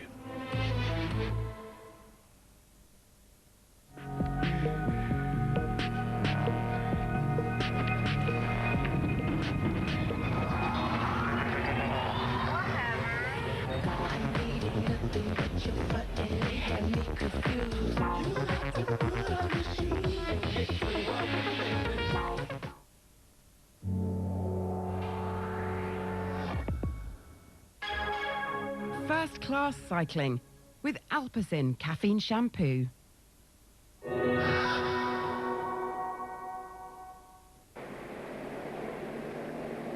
Well, back to our British viewers. Storm in Anse. It's raining really, really hard at the finish line, and that seems to have interrupted the pictures. Again, Apologies on behalf of our host broadcasters.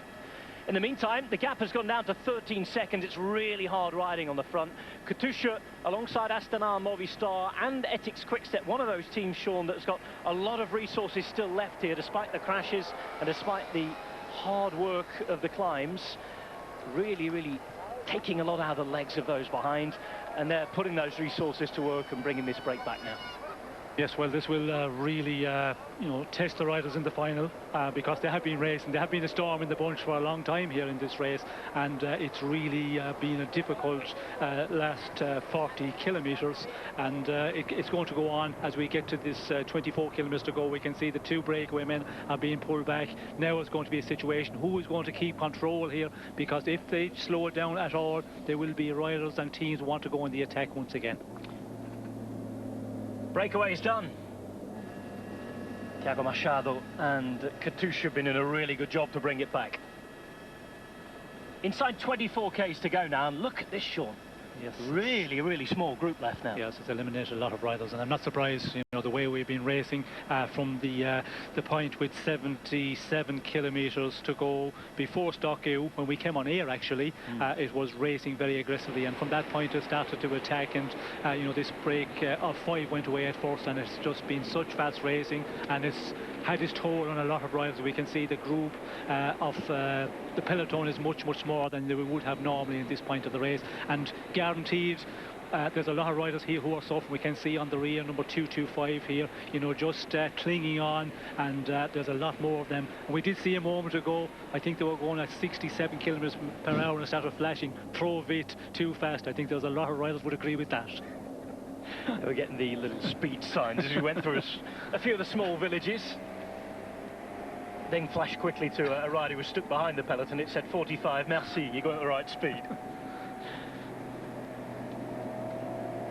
22.7 kilometres to go. We've got the Côte de la Roche au Faucon left. We've got the Côte de Saint-Nicolas. Sean, just explain to the viewers exactly what remains of this brilliant race. Well, I think now it's going to be a race to get to the climb, and the Côte de Roche au Faucon at 19 kilometres to the finish. It's an important one again, because, you know, if somebody go in the attack, you have to be in the right position, and that means in the top 10 or 15 riders, in case some of the favourites try, you know, go with some of their domestics, some of their helpers. And when you look at the teams, Movistar, they still seem to have a number of riders here on the front. Astana have a lot of riders also, and they've been getting the easy ride as such, because, you know, they have not had to do any chasing back in peloton, and that is very important. And you have to be really alert in case some of the big favourites go on the attack, and that means stay in the top 15 riders from here in.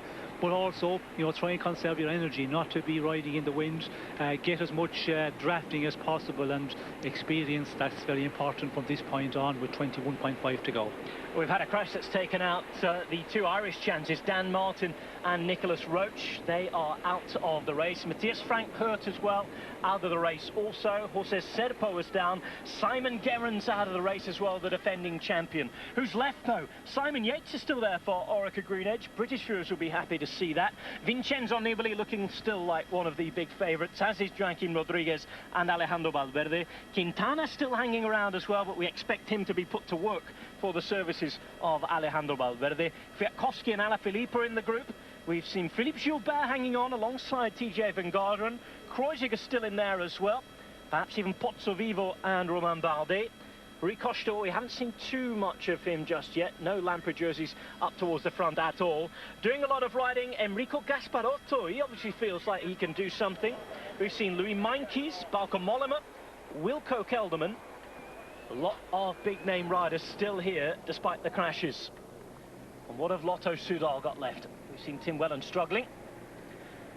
Gasparotto right to the front, and he has a teammate with him as we're on to the penultimate categorised climb of the day. It's the Côte de la Roche au Faucon, 1.5 kilometres long at 9.4%.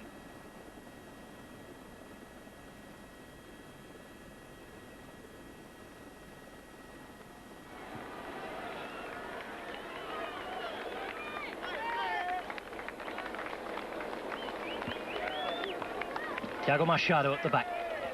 52, there's Brent Walter as well. Kanga being dropped, as is Matteo Borno.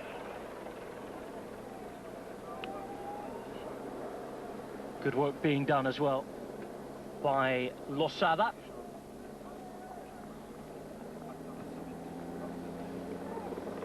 Gasparotto looking good. 1 kilometre to go to the top.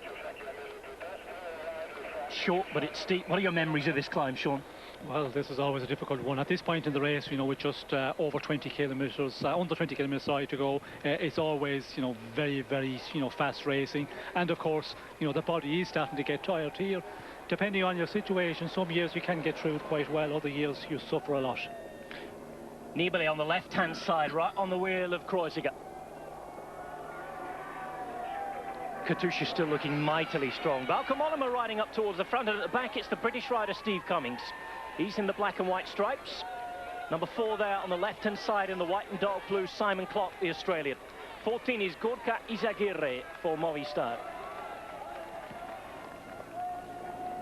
Inside the final 20 kilometres now, Rafał Majka on the right-hand side. Romain Bardet looking good as well for AG de Zella Mondial.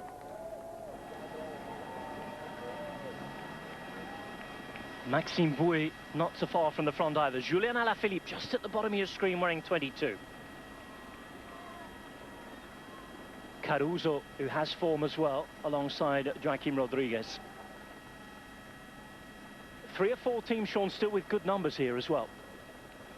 There's a number of teams with a number of riders here, and there's a little bit of a lull at the moment. Everybody is just playing the waiting game. A little bit of recovery time on this climb, and not surprising after the fast racing we have seen for a long time now. But when we get over this one, there is going to be attacks, if not before we get to the top of this climb, with 19.4 to go.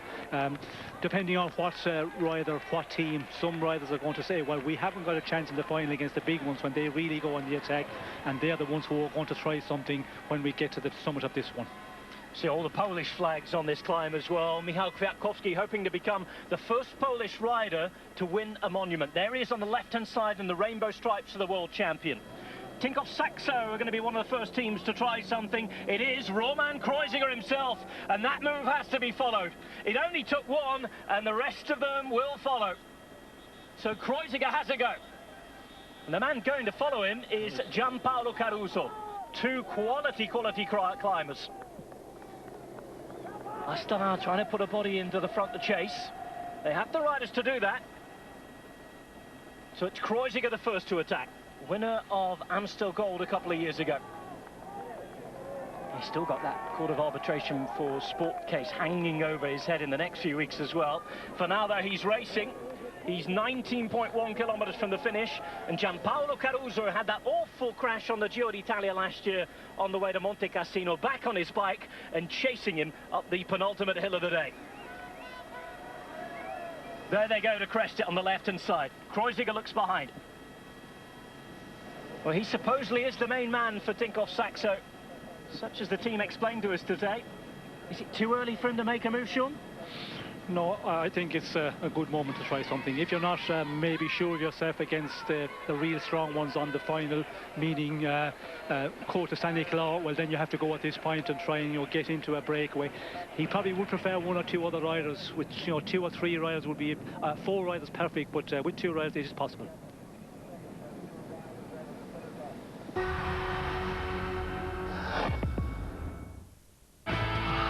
Last summer, Yorkshire wowed the world. This could be the Alps. Now, Sir Bradley Wiggins and his new team join a host of the world's best in the inaugural Tour de Yorkshire. Yorkshire, you've done proud.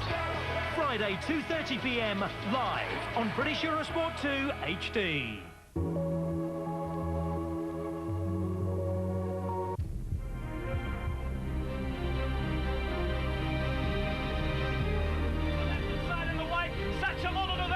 Italians seem to have the strength. Modolo right through the centre. It's going to be the Italians win. And Sacha Modolo, superb. Merida, more bike. An idea revolutionizes the kitchen environment. Bora, the new cooktop extractor. Effective and silent. A revolution. While cooking, you're always surrounded by kitchen vapors and everything smells. With Bora, steam and odors are kept down, while I cook up here in fresh air. To me, that is the revolution. Bora.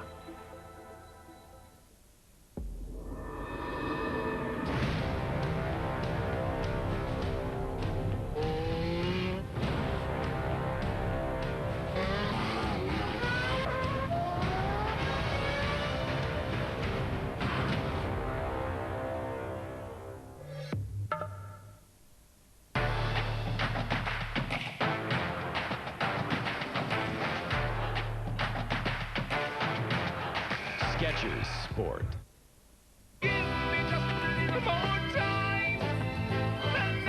New lemon and mango. Robinson's.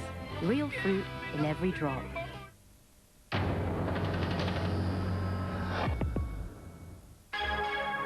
First class cycling with Alpecin caffeine shampoo.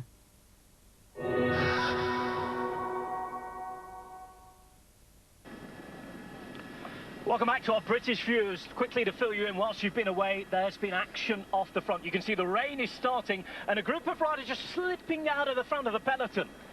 Fulsang is there, following them a rider from Lampre as well. Samuel Sanchez it looks like too. And of course they're trying to get Kreuziger and Caruso, who are up the front. We've seen Fulsang, we've seen Alaphilippe go off the front of the bunch as well. And Rui Costa is there for Lampre. Really interesting group going off the front, and Sean, with 16.6 Ks to go, Fulsang joining Kreuziger and Caruso.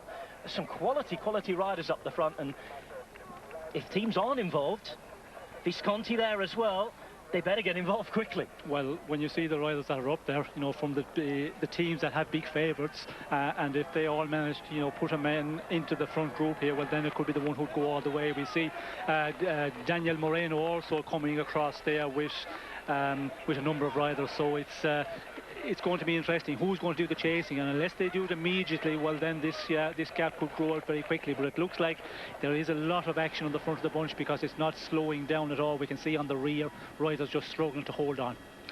Julien Alaphilippe alongside Maxime Bouet, Giovanni Visconti and Rui Costa. Moreno is there, Kreuziger as well.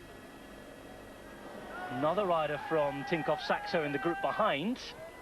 19 seconds for Fulsang, Caruso and Kreuziger. You can just see the remnants of that storm starting to hit us as it moved away from the finish line. And are we going to get away with it? It was forecast a really nasty storm today. There's Rui Costa. Visconti on your screen now. And Dani Moreno alongside Caruso's at the front. There's Alaphilippe, second in Flèche Wallonne on Wednesday, remember. He still has Michał Kwiatkowski behind. Well, there will be certain teams who are happier than others with this, because in the group ahead, I'm thinking certainly Katusha already have another man involved.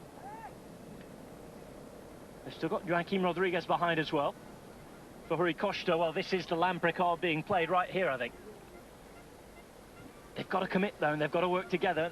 The minute doesn't look like that's happening. A lot of looking around. This is the front of the race, though. 16.1 kilometres to go. Only the Côte de Saint-Nicolas remains. It will be 1.2 kilometres long, 8.6% gradient.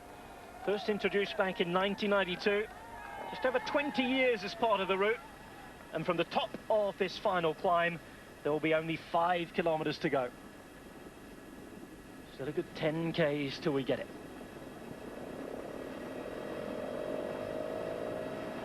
Through Boncel. You can see the nature of the course changing as we go back to the urban sprawl. In Liège, a heavily industrialised area. Not quite as pretty as the hills we've been racing through all day.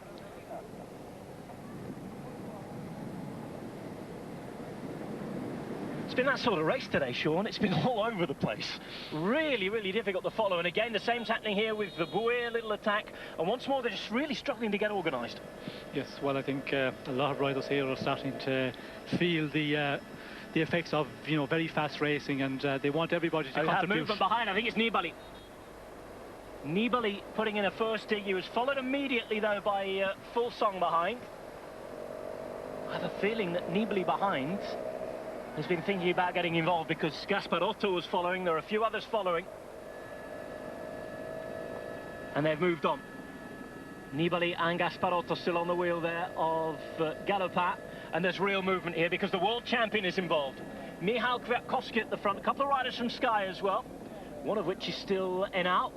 Kirienka's there at the front as well.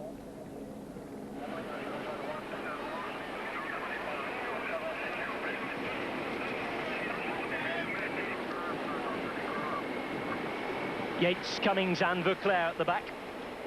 Konstantin Svitsov as well for Sky. Latest attack is going to come from Giant Alpecin, one of the teams not represented at the front. They've had Tom Dumoulin on excellent form recently. Barguil is their main climber. This, in the meantime, is the front group, the head of the race. Those clouds getting a little darker, the roads getting ever so slightly wetter, and if we do go under that shower, Sean, you start to worry for more crashes again. Yes, and we can see, you know, the road, it looks like it's a little bit damp in places, and that can be really dangerous in the final, because as we go to the court of Saint-Nicolas, there's a lot of turning and fast descents as well, so it could become a danger one. And we can see out front the advantage 17 seconds with 15 kilometers to go. It's an interesting one. Looks to be Vauclair. Keep tabs on that. Looks to be Thomas Vauclair, who's gone right from the back of the peloton to the front. Dragging a BMC rider with him as well. Nibali in the middle of this group there in the Italian champions bands. It is Thomas Vauclair. Stibar is the man chasing him. Time to put on a show then for Tommy V.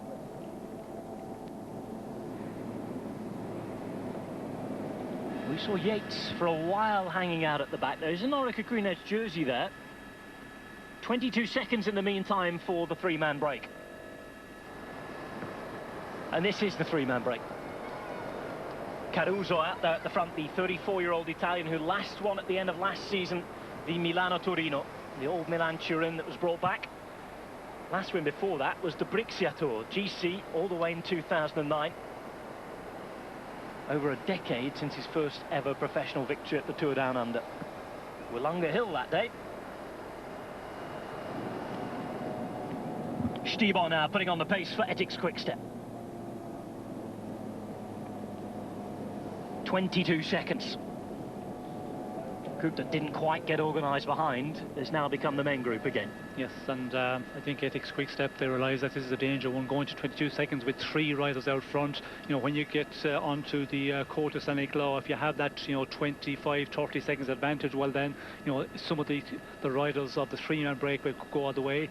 It looks like Ethics Quickstep are, you know, sacrificing the man. It looks like Stibar, because we did see Alaphilippe and of course Kwiatkowski, they're in there, and they have to, you know, keep this under control, not to allow the advantage to go out too much.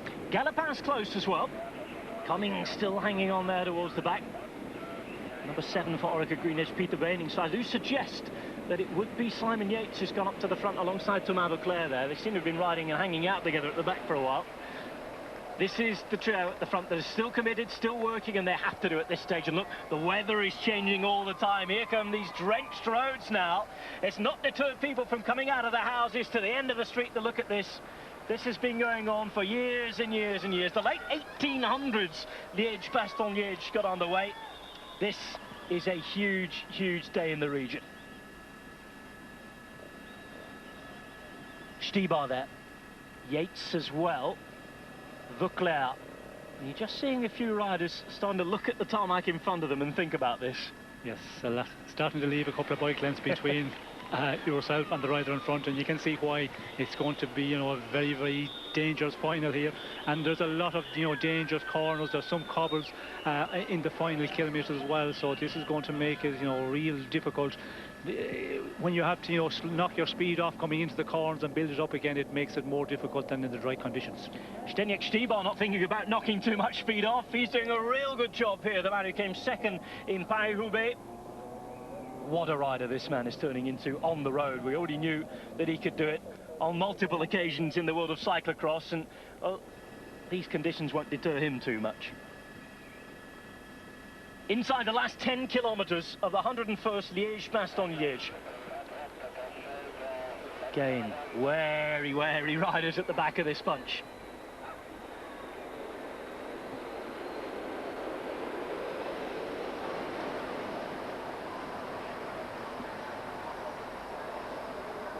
Jam cycling with Sebastian Reichenbach at the back. He's due to lead the team at the Giro d'Italia. About to go past the Standard Liège football ground. Hopefully we're going to see it. That's better. Hard in mouth time then again for the wrong reasons. They continue to work. Caruso, the man with the long hair at the back here, the Italian. In the middle you've got Fulsang, the Dane, and Kreuziger, the Czech. If the weather keeps going darker and wetter, we're not going to lose Roman Kreuziger, at least in that kit anyway. 9 Ks to go.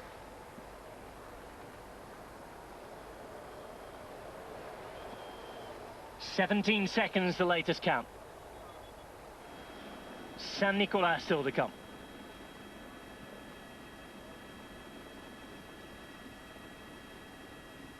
Inside 9 kilometres to go. Rui Costa, Kwiatkowski, Nibali, all still there. Gilbert as well. He's done excellently well to hang on. What sort of power can he produce? He was talking watts. It's not something you normally hear from Philippe Gilbert. I reckon he could only produce around half of the power that he'd need to win this race. He's certainly fighting hard. Head of the race, another right turn. Old brick terrace houses, typical of these industrial regions. Can you imagine the football crowds walking along them on a Saturday afternoon? Snacks and drinks in hand. And they've been on the side of the roads, just outside the houses, looking and watching this brilliant bike race pass.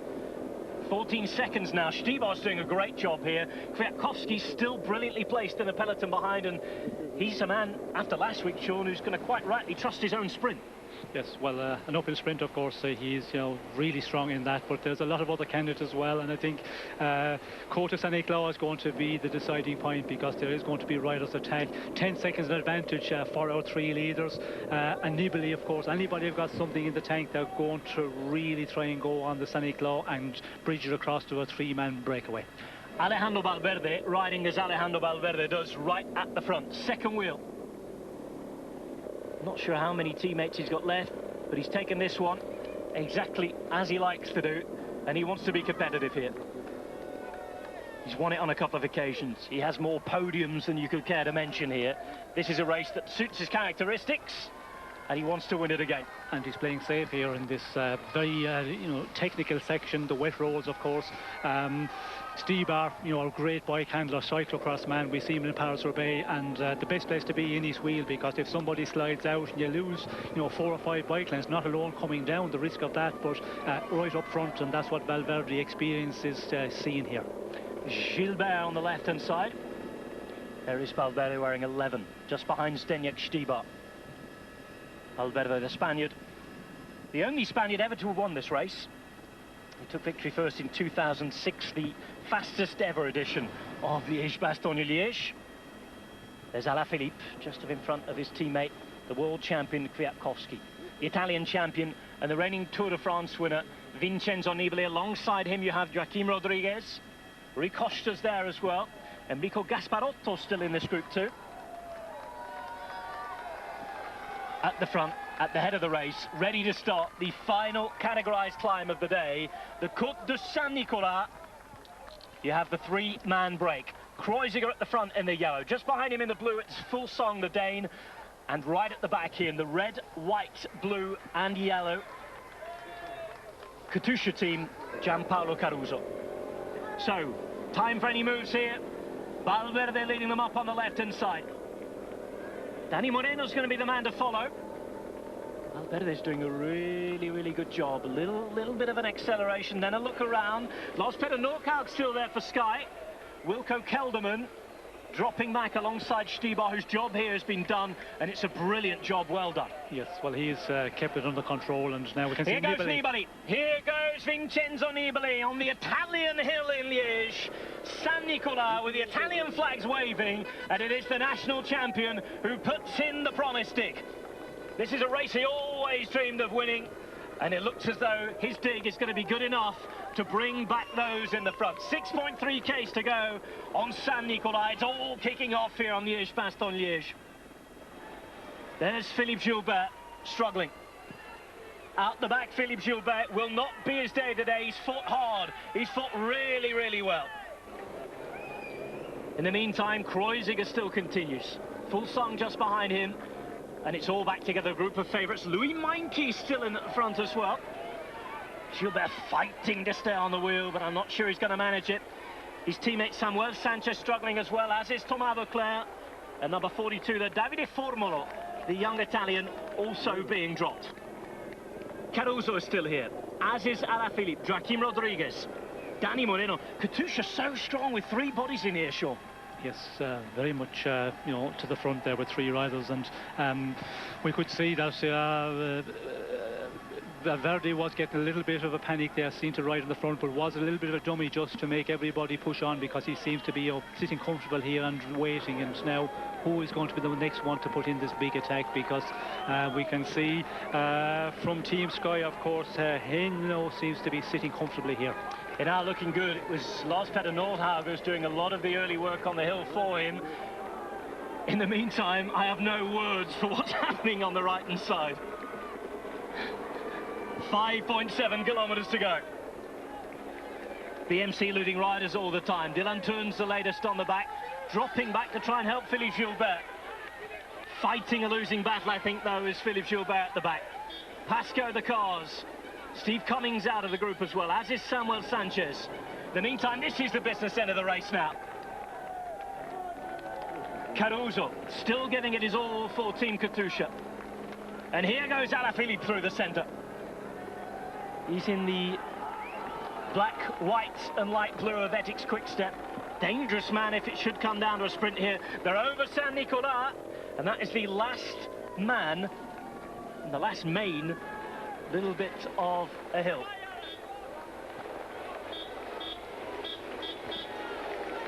Vasil Kirienko dropped. Oh, Michał Kwiatkowski dropped. Kwiatkowski is dropped, as is Tony Gallopin.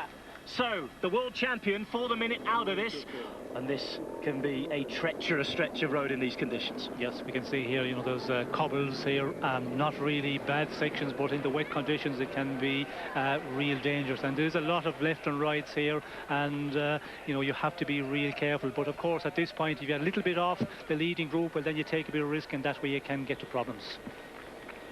Luckily, no problems so far, touch wood.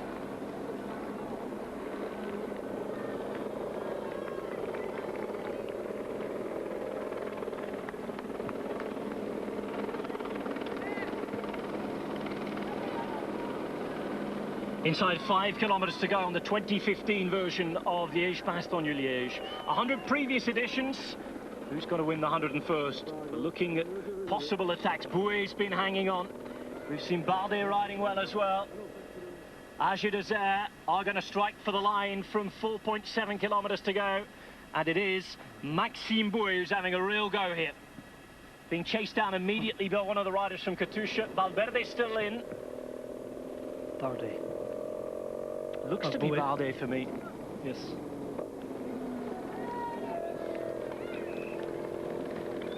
Looks to be Bardet for me. And it's funny, the start sheet we have, I think there's been a typing error.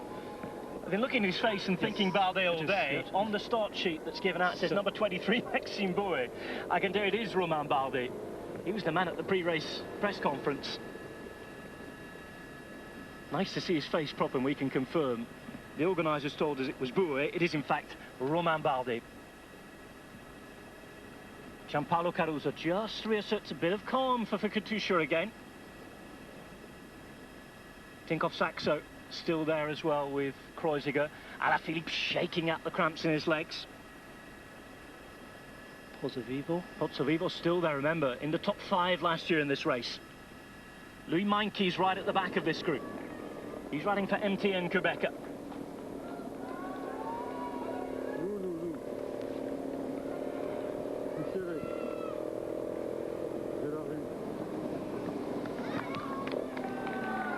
Calm before the final storm. Storm that's come from the sky so far in the finish here in Anse. Interesting group, it's a select group. 3 kilometres to go. Of course, well inside the last kilometre, we're climbing to the line, Sean. Nothing more selected before that, though, to break up the riders. No, but the last kilometre, you know, it goes just straight up, and it's a real killer when you're suffering a bit. You know, it does really test you, and the ones who are going to be the strongest are the ones who will survive. And we can see here, you know, riders chasing, trying to get back in, but it's Katusha who was securing the pace here, with John Paul Caruso setting a very fast pace. But you know, a lot of riders here, you know, getting an easy ride for the moment. But it looks like that Katusha playing the card, Joaquim Rodriguez, and of course we know with Moreno in the uphill sprints they are very, very strong. But there's a lot of other riders capable of, you know, winning this one in an outright sprint as well. Rodriguez into his late 30s now, perhaps one of the last opportunities for him to win the race that he's always dreamt of winning. He's finished twice here in second position. Romain Bardet could become the first French winner since the great Bernard Hinault a long, long time ago. Alaphilippe, another man who could pull that off as well for the French. And we can see Nibali is just a little bit off the pace here. It looks like it's the standard rider. Is it Fogelsang or is it Luis Leon Sanchez? It's Fogelsang, 32. Yes, and we can see there. And there is Nibali trying to get back in. Trying to make contact. Nibali is alongside Peter Beining, and alongside him is Gasparotto. Pozzovivo nicely placed at the back here. Lots of opportunities. Again, more Italian flags. Could it be Pozzovivo who takes the win for them? Bardet riding well. And again, riding well because he knows his man is at the back. Hinau still there for Sky. And Nortag. And Lars Petter Nortag, well, he was down as one of those who could be in with a shout. Approaching the final kilometre then in Liège, Bastogne, Liège. Valverde is there, well placed but isolated this time. Rui Costa still there, as is Kreuziger. Everybody looks around. It's almost time to make your move time. The final climb begins. Bardet on the right hand side. Joaquim Rodriguez positioned in about 5th to 6th wheel at the minute, and on the right hand side you've got the South African Louis Meintjes in the black and white stripes of MTN Quebec. And one final news flash as we go into the final kilometre: Vincenzo Nibali is back in the group. So who's it going to be? Sean, it's anybody's game here. Well, it is anybody's game, and the riders who have been in the front group there, you know, for the last number of kilometres, Nibali has made the effort to come across. Moreno makes the first move. Pardon me, Sean, because Moreno makes the first move with Meintjes following him now, and Valverde just sits on the wheel in 3rd place. Big left turn to come, remember, exactly where Dan Martin crashed as well last year, and where Gerrans went on to win. Danny Moreno doing a great job here for Katusha. Just a chance to filter out a few of those with weaker legs, and he'll be hoping that it's his teammate that's going to come round and take the victory. Full-sang 3rd wheel as Meintjes looks to be dropping here, but it's Danny Moreno who's opening up a gap now. Yes, and we see Valverde is, you know, playing the card here. Is he playing the tactic to make somebody else do the chasing, or is he not able to follow? Danny Moreno, as we look and wait for his teammate. They've been a great double act in these sorts of races over the last few years. We saw Moreno himself winning Flèche Wallonne a couple of years ago. And there is Danny Moreno opening up bike length by bike length, and that left turn still to come. They've left him, he has gone. Can they catch him? That is the question. Nobody wants to do the work at the minute. No, nobody wants to take it up, and we're getting, you know, really close to the finish. It looks like the advantage that Moreno have, if he can keep it going, but that is the question, you know, to keep it going when you're out there for so long. If, you know, they start to sprint a little bit early, it's going to be difficult. Somebody has to make the move, somebody has to take the responsibility, and Valverde is doing just that with 500 metres to go. Valverde goes in pursuit, and here comes Joaquim Rodriguez behind him. Nibali, by the way, is out of the picture now. Valverde chasing Moreno. Rodriguez, it's a Spanish 1, 2, 3 on the road at the minute as we're inside the final 400 metres. Valverde, we know, has the sprint on Rodriguez. But how are the legs? We certainly know how the form is. Moreno is caught. That left-hand turn is approaching. Alaphilippe is still there. Rui Costa, remember, Rui Costa, World Championship. He has previous in sprints with Valverde and Rodriguez. Here we go then. Final dot to the line. 100 meters to go. It's Valverde through the center. Rodriguez on the right-hand side. Valverde. Alaphilippe is there. And here comes Alaphilippe, but it's going to be Valverde. Alejandro Valverde wins Liège-Bastogne-Liège for a third time. It was tense. It was tied. It very nearly didn't happen inside the final 500 meters, but he took responsibility. He chased the man down, and Valverde, Sean, a worthy winner. Yes, a very worthy winner, because we could see there when Daniel Moreno went in the attack, he just knocked it off. He was looking around for the Katusha rider to close it down, Fuglsang, and when he see there was nobody taking it up, decided to do it and close it down to Moreno with Rodriguez in his wheel, not actually in his wheel from the start, and just knocked off the pace in the final sprint, the strongest one. And again, as we see in the Flèche Wallonne, Valverde untouchable in that sprint. Really, nobody really pushed him at all. Alejandro Valverde turned 35 years of age yesterday as Vasil Kirienka rides in alongside the world champion Kwiatkowski and Tony Galopin. It's been an attritional, difficult Liège-Bastogne-Liège, as it always is. There's Philippe Gilbert. He'll get the applause that his gallant effort today deserves. Big ride from the BMC man who's ridden injured. Wilco Kelderman is the man on his wheel in the yellow, white and black, and Lotto NL Jumbo still without a win. So Valverde, the third oldest winner of this race after Vinokurov in 2010 and Stan Ockers in 1955. And Valverde has been on the podium in Ardennes Classics on an amazing 13 occasions. The only man with more, Eddy Merckx. So Valverde, the winner on the day. A rainy Ans, and that's what the effort took out of him. Julien Alaphilippe again has to be congratulated. Those two fighting together the other day. He's a man to watch in the next few years, the Frenchman. Yes, what a season he's been having. Just exploded onto the scene, and being there in the final again today, as he was on Wednesday in the Flèche Wallonne, definitely a one for the future. Alejandro Valverde, the man for today and the man for the present. He's hurting after that. And the Murcian now with win number 71 in Movistar colours. This was a sprint again, Sean. Yes, we can see there Alaphilippe just touching with Rui Costa in the sprint. Knocked a little bit off his speed maybe, but I'm not sure would have been able to come over Valverde, because he still had a bike and a half length at least on the line. Valverde followed by Alaphilippe and Rodriguez, as Valverde is the winner of Liège for a third time.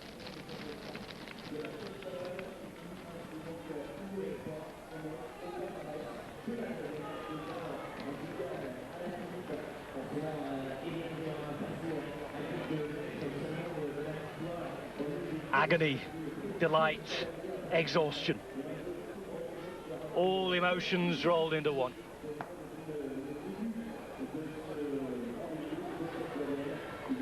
Difficult to call anybody else for the sprint apart from Alejandro Valverde. Alaphilippe with another second place to the same man in the space of 4 days.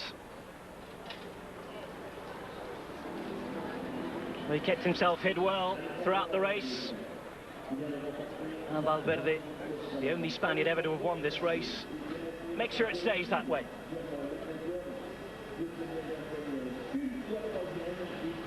First three-time winner since Moreno Argentine, Alejandro Valverde wins ahead of Julien Alaphilippe as the French await their first winner for donkey's years. Joaquim Rodriguez in third place, Rui Costa fourth, Kreuziger fifth, with Balde, Inal, Pozzovivo, Fuglsang and Moreno rounding out the top 10.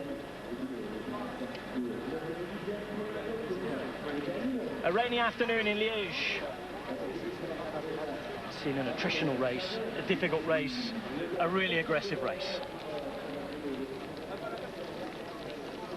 And it was one that was fast from the start today, Sean. 43 in the first hour. We saw the first morning break come back fairly early on. Astana putting the pressure on. They really did race aggressively for Nibali today, but in the end just wasn't to be for them. No, they did race aggressively. Tactically, they rode very well, but of course, Nibali on the Saint-Nicolas, it was just one climb too many for him. We did see him, you know, fighting his way back, but when you have to do that in the final kilometres, of course, in the sprint, you're not going to be able to challenge up there in an uphill sprint. Nasty crash that marred the race for a lot of people, understandably so.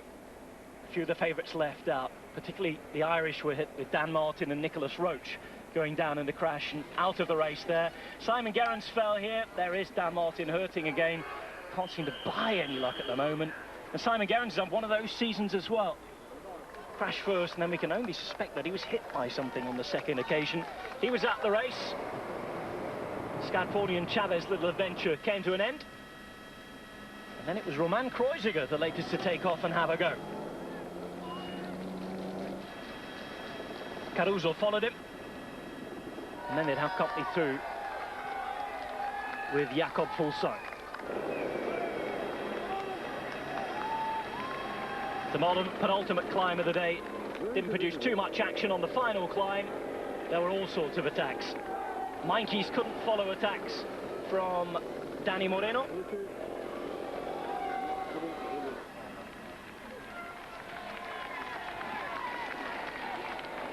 And when it came to the final sprint, the man who was hotly tipped as the hot favourite would beat the man he beat just 4 days ago in Flèche Wallonne.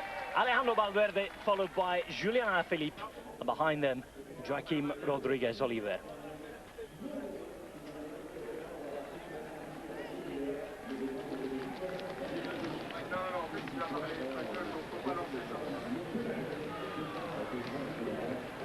Valverde the winner, just a day after his 35th birthday.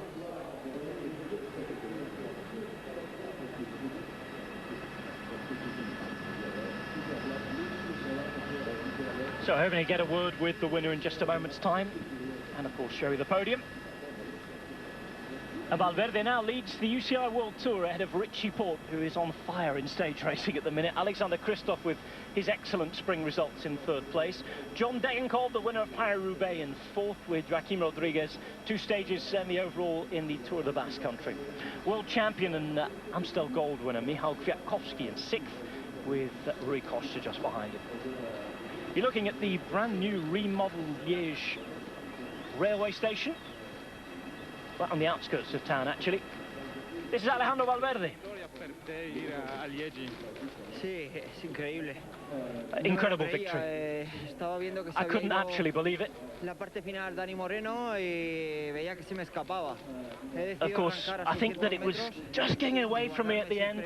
I could see it getting away from me. I had to go, I had to attack, and I had to get him and close down Moreno to sprint. Yeah, of course it was difficult as one of the big favourites. I had an excellent team who controlled the race really well for me. And of course they knew how to react and we were able to win.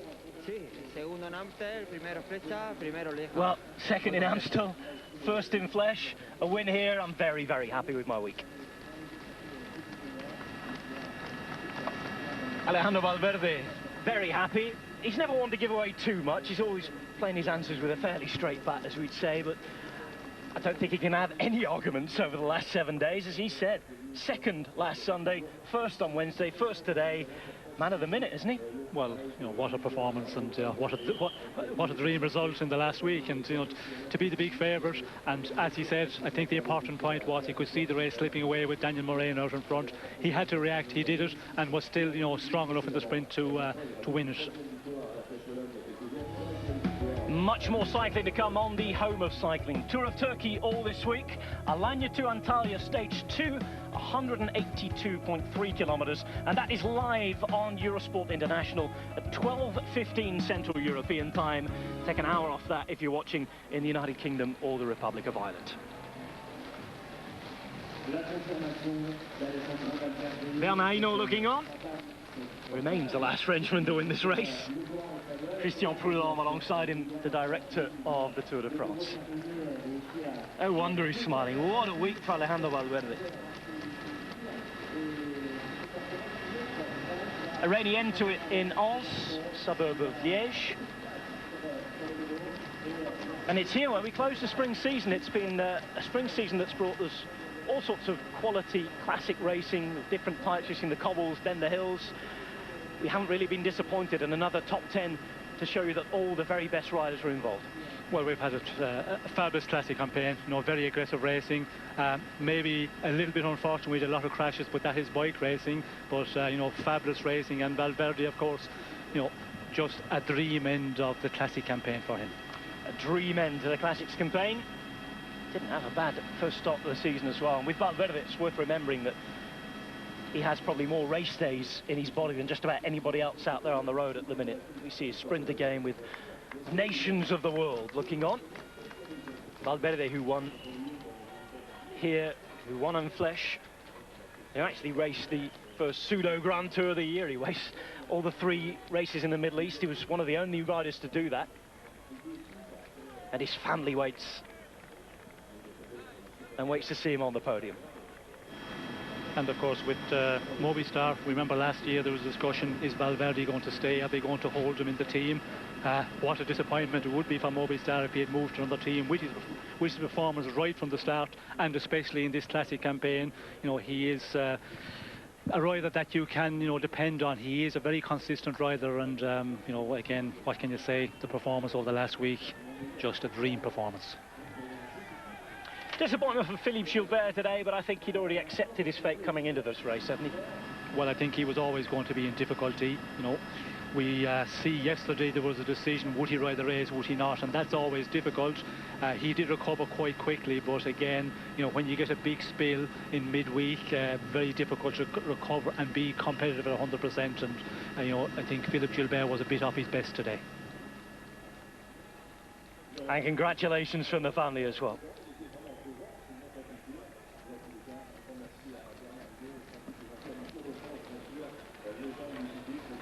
And that's what it means to them all.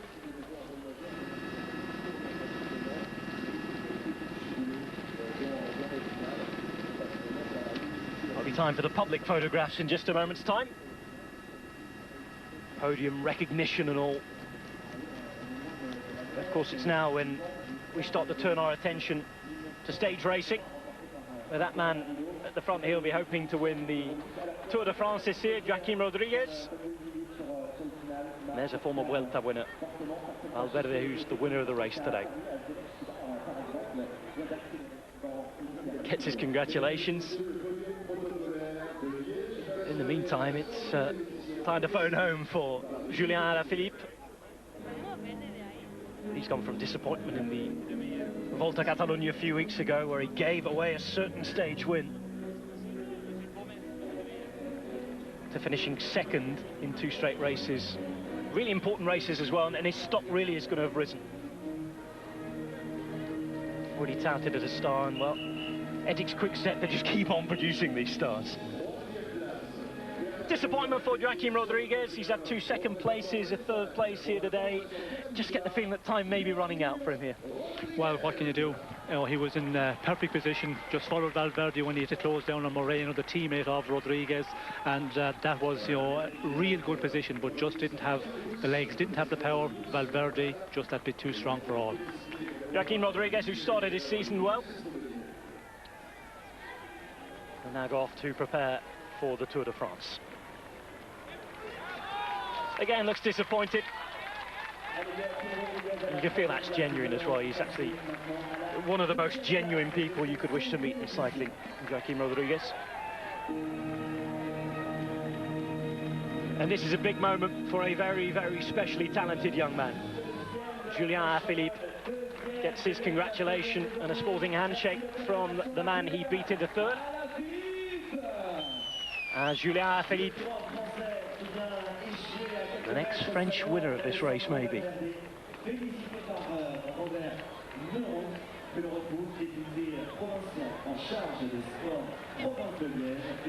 But once again, it's all about this man. Described how he could see it slipping away from him on that climb. Moreno was going away and almost managed to hold the advantage. Valverde was the only man who reacted.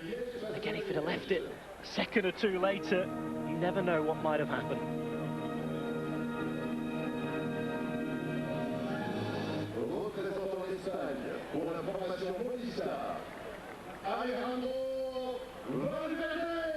So he already won Liège, Bastogne, Liège and Flèche Wallonne together in 2006, and today becomes only the second rider to win both races in the same year twice.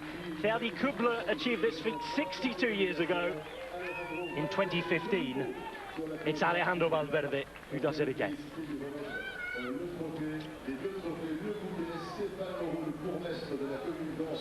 He's going to need all of his family's hand luggage allowance to get all the trophies back from this week. It's been a very, very big week in the Ardennes for Alejandro Valverde, who is the winner for Team Movistar of Liège, Bastogne, Liège.